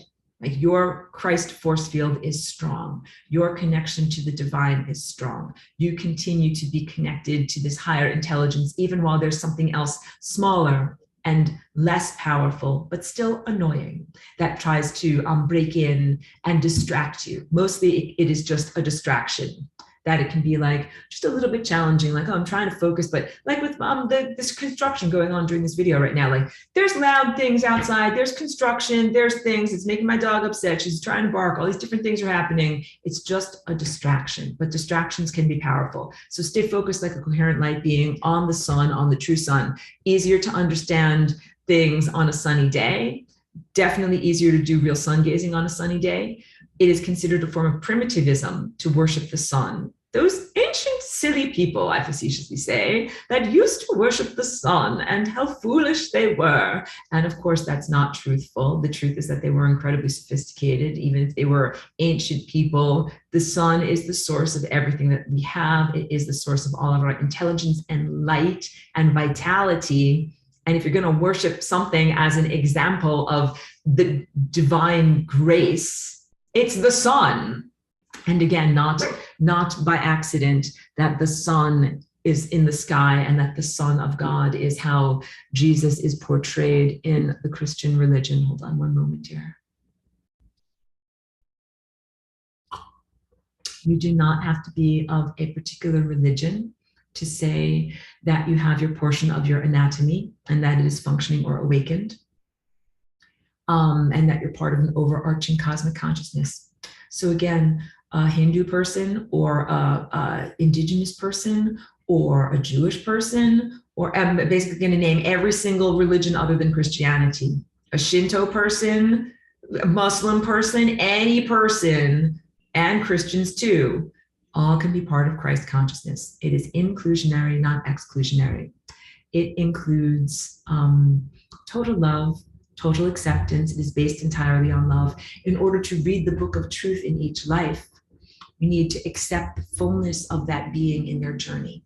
When I put this down, because I want to do this, when I talk about Christ holding your hand, that is what that means. It is like saying, I accept the fullness of you in your journey. That is what real love is. Many of us might not have experienced real love in the physicality, either your parents or boyfriends or girlfriends, because it's a lot to ask.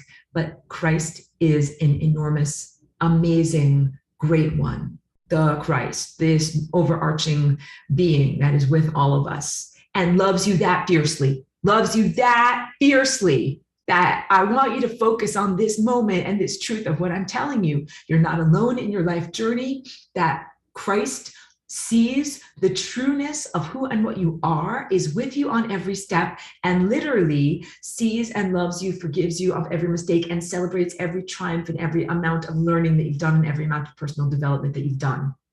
That is the truth of Christ. And it is for each one of us as humans. It's for my dog, is for the tree outside, is for the microbes in my stomach, is literally in partnership with all of this life everywhere, and is so incredibly powerful and incredibly present that a little silly 5G router cannot stop it in any way. Do you understand what I'm trying to say? Fierce love, fierce compassion, profound, blazing heart love.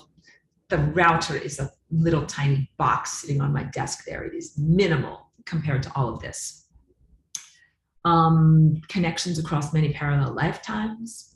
Part of awakening to Christ consciousness is that you're just starting to connect to this ocean of consciousness. You're just starting to recognize the connectivity of your own life individuated structure here to many other aspects of yourself in parallel lives or future lives, past lives, parallel lives.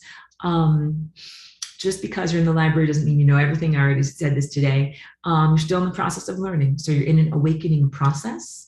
Doesn't mean that you know everything, doesn't mean you have to know everything. That's also a big part of love, compassion, and forgiveness. You are enough in this moment now. You don't know everything. The truth is, you're not God yet. You're on the journey of self-discovery. You don't know everything. You can exist in some areas of divine ignorance, some things that you don't know about.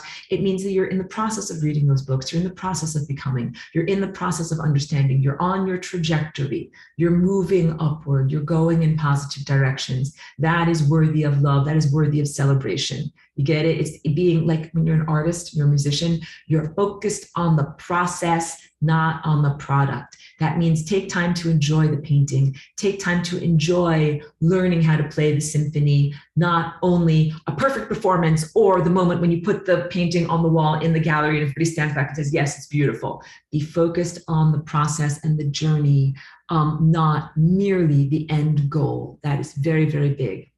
So this part 2, don't worry guys, I already got through most of part 2, is this idea of your Christ chakra and energy field connecting to or being emanated by the physical presence known as the pineal gland.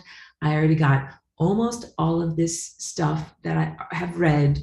I want to emphasize a few more things. Your imagination has been much overlooked and much undervalued in this world, but it is a hugely important strong part of who you are, and it is part of reality creation and emphasis, all of this inner development work that you do as a person in terms of gaining your gifts and gaining your Christhood is all about creating reality structures that are positive and that are life supporting and that are nourishing and that are things that you want to be a part of, becoming a great artist, becoming a great one, that all of this inner self-development is about becoming a great one. So that's painting these movie pictures with your imagination, imagining things, painting them with the paintbrush of your mind, all of that. Taming the mind, becoming a master. When I say master teacher, and you master your mind, you master errant thoughts, you master intrusive thoughts, you master the coherency of your thought waves. So it's just like saying, like, I have mastered the ability to paint. You can see, like, I put my paint everywhere where I want it to be. I don't have any splashes or drips or anything like that. And if I did, I would take a razor blade, which I do sometimes, and scrape off everything that is not perfect and then paint it until it looks perfect. That's what we do with our minds.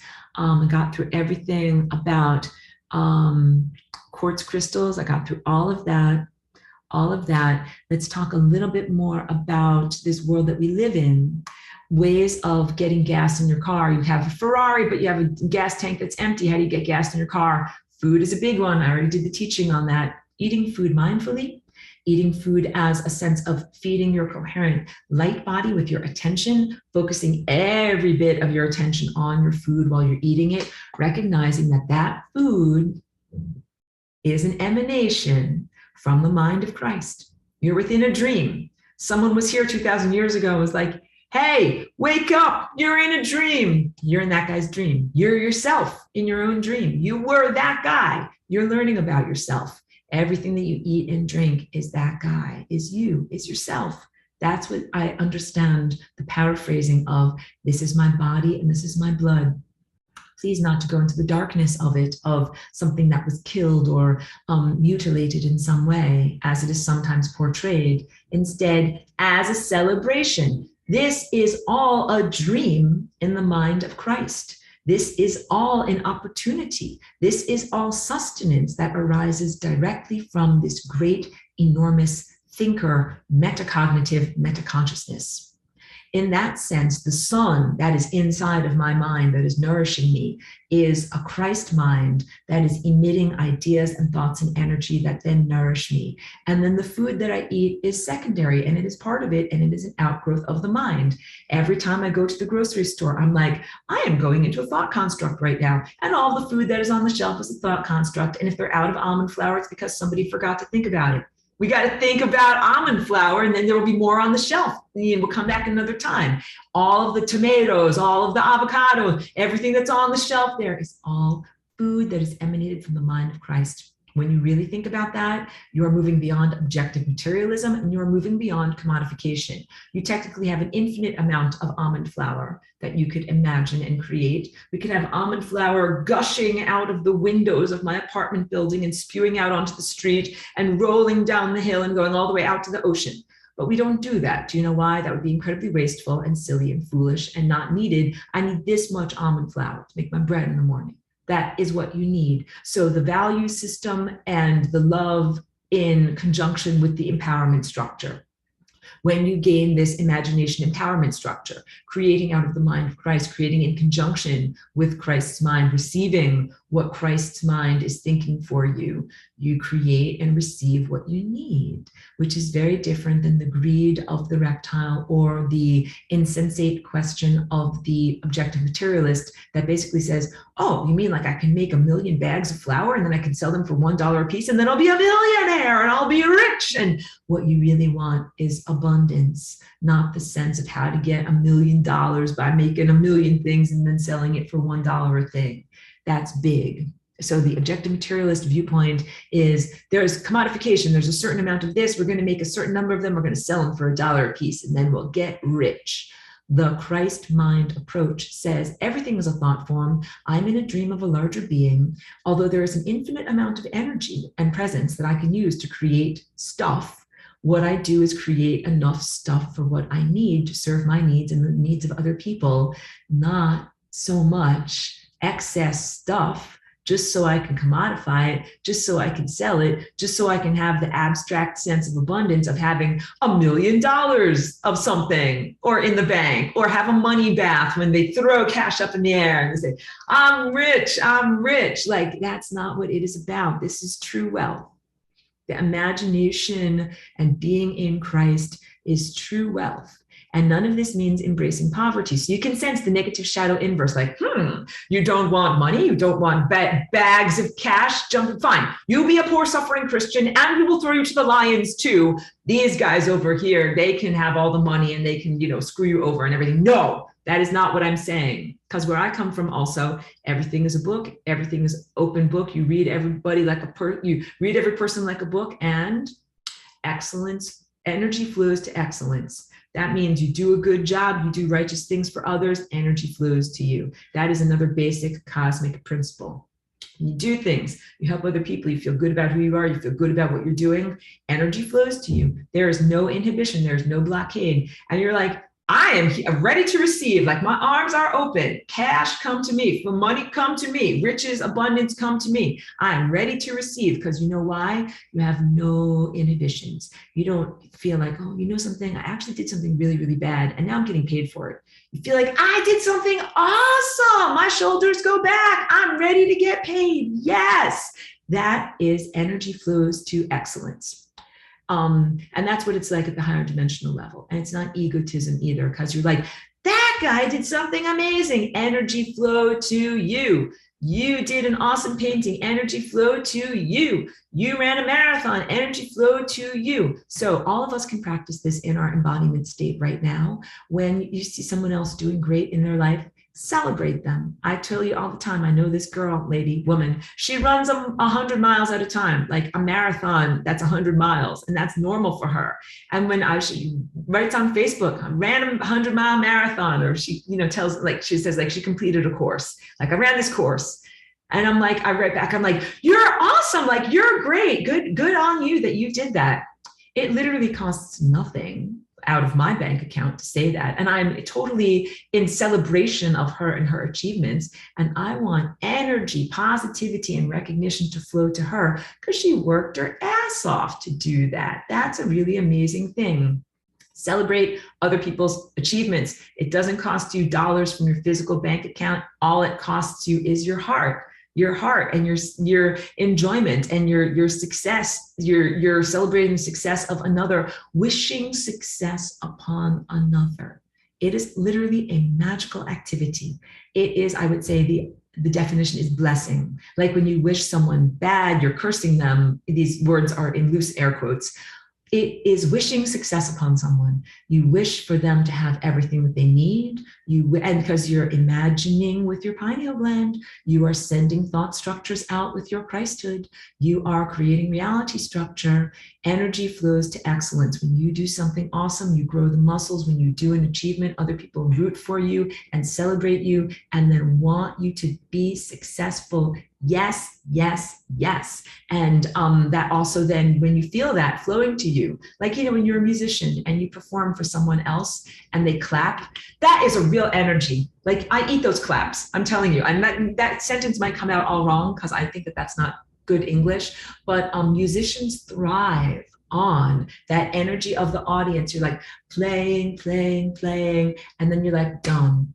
And you finish the last note and everyone stands up and they're clapping. They're like, yay! And you feel that energy coming back into you. It literally feeds you. And then those are the waves of positivity that bring you back to the piano to write more songs, to come up with more good stuff. And in the most positive way, it is like, positive feedback loop. And I've explained before the reciprocity of the sun and the stars being emanators of beautiful music of life. And right now we are in the audience and we're like, I love this music. I live very close to the beach. And so I'm like out here, I'm like, I love this music. The sun is out, the beach is out. It feels amazing. Thank you, God. Thank you for the sun. Thank you for giving me all these beautiful things. And then I'm sending back that appreciation as the audience member. And then, spoiler alert, one day you become the sun and you're emanating the light and you're playing the music for everyone else and you're emanating the timelines and the possibilities and probabilities for other people as an audience. There's a reciprocity, a beautiful reciprocity in consciousness. So it is a joy and a celebration to be in receptivity, like, oh, this sunlight feels amazing and it feels so good on my skin. And then one day it flips around and you're the sun, playing the symphony of life for other people who are down there on the beach and they're like, oh, thank you. The sunlight feels so amazing. So the whole idea of eating consciously, celebrating the food that you eat, you get enough nourishment to fly on wings of consciousness by eating your physical food for sustenance. And then also I was telling you about sun gazing. So I already went into that and we'll go into that more, the how-tos of sun gazing, how to do sun gazing regularly, how to do sun gazing with flying rainbow lasagna to jump over chemtrail crapola, and then also how to do this inner drawing in. So I know we're almost at the end of this recording. I will do a little bit of an exercise with you. If you can sit with me with your spine, comfortably erect, and if you can imagine and feel that part of where your spine connects to your skull and focus on that, like with your eyes open or closed, and then feel like, it just feels like a drawing inward to me. Like that energy is there, it's coming outward like a fountain that is kind of like foaming and gushing. But I encourage you to feel the fountain flowing and gushing out the top of your spine, and then feel yourself drawing it into yourself at the same time. And that is, I think, the next level up of sun gazing, because it means that you can do that whether it's a sunny day, whether it's a cloudy day, whether the sun simulator is out, whether they put a satellite in the sky, that all of that stuff becomes like the minimalism of the 5G router. F that router, I don't care. I have Christ within. That is this amazing fountain of sustenance. And when I do that, that also feels to me in moments of great focus, like I go into a more peaceful state. I really do feel sustained. I sometimes feel my body presence, like my spine lengthens out. I feel taller. I feel lifted up. I sometimes feel like my eyesight gets sharper. Like all of this goodness is flowing into me from this internal connection to an internal Christ. And that internal gas is what we use to fly on wings of consciousness, and at a certain point to ascend or go beyond the physicality structures of like, there's a wall there and there's a lamp here. We will fly beyond these structures, but for now we celebrate them. But keep on practicing that sense of focusing on the inner fountain, drawing that energy back into you as the inner fountain, and eating that, absorbing that nourishment, I think would be a good way of saying it. Absorb that nourishment, and it is a pure golden light, a pure loving reflective light. I got everything, I did it, that's perfect to end on. So this has been a very long recording. I say thank you so much to everybody who took the time to listen to this whole entire long recording. Thank you to anyone who shares it, because I love for this material to be available to others. It is part of my gift and sharing. Like when I was talking all about like this, having a gift, having a library card. I read a lot of books at the library, and it is my absolute joy and my job joy, to talk about it and share it with others. And so, yes, I do, tuition and blah blahs and, everything like that. And also, I just love that people listen. Thank you for your attention. Thank you for your listening. Thank you for being available to these ideas. And yes, thank you for reflecting my goodness, sending goodness back to me for the work that I do in making videos and making artwork and making things to commodify and share it. I just want you to know like that I love doing this, and I love sharing with you on this level, and that how appreciative I am of people who take the time to, let's say, absorb and expose themselves to this, to be in consent, to absorb all of this, to be a part of the cosmic symphony, to be cultivating themselves on that level. This is causality structure, because also we are all, spoiler alert, becoming each other. So that's also big on all of this. So I will end the recording, and then I will go to some of the comments and questions, and just with profound thanks and gratitude for people who have been a part of this. Thank you.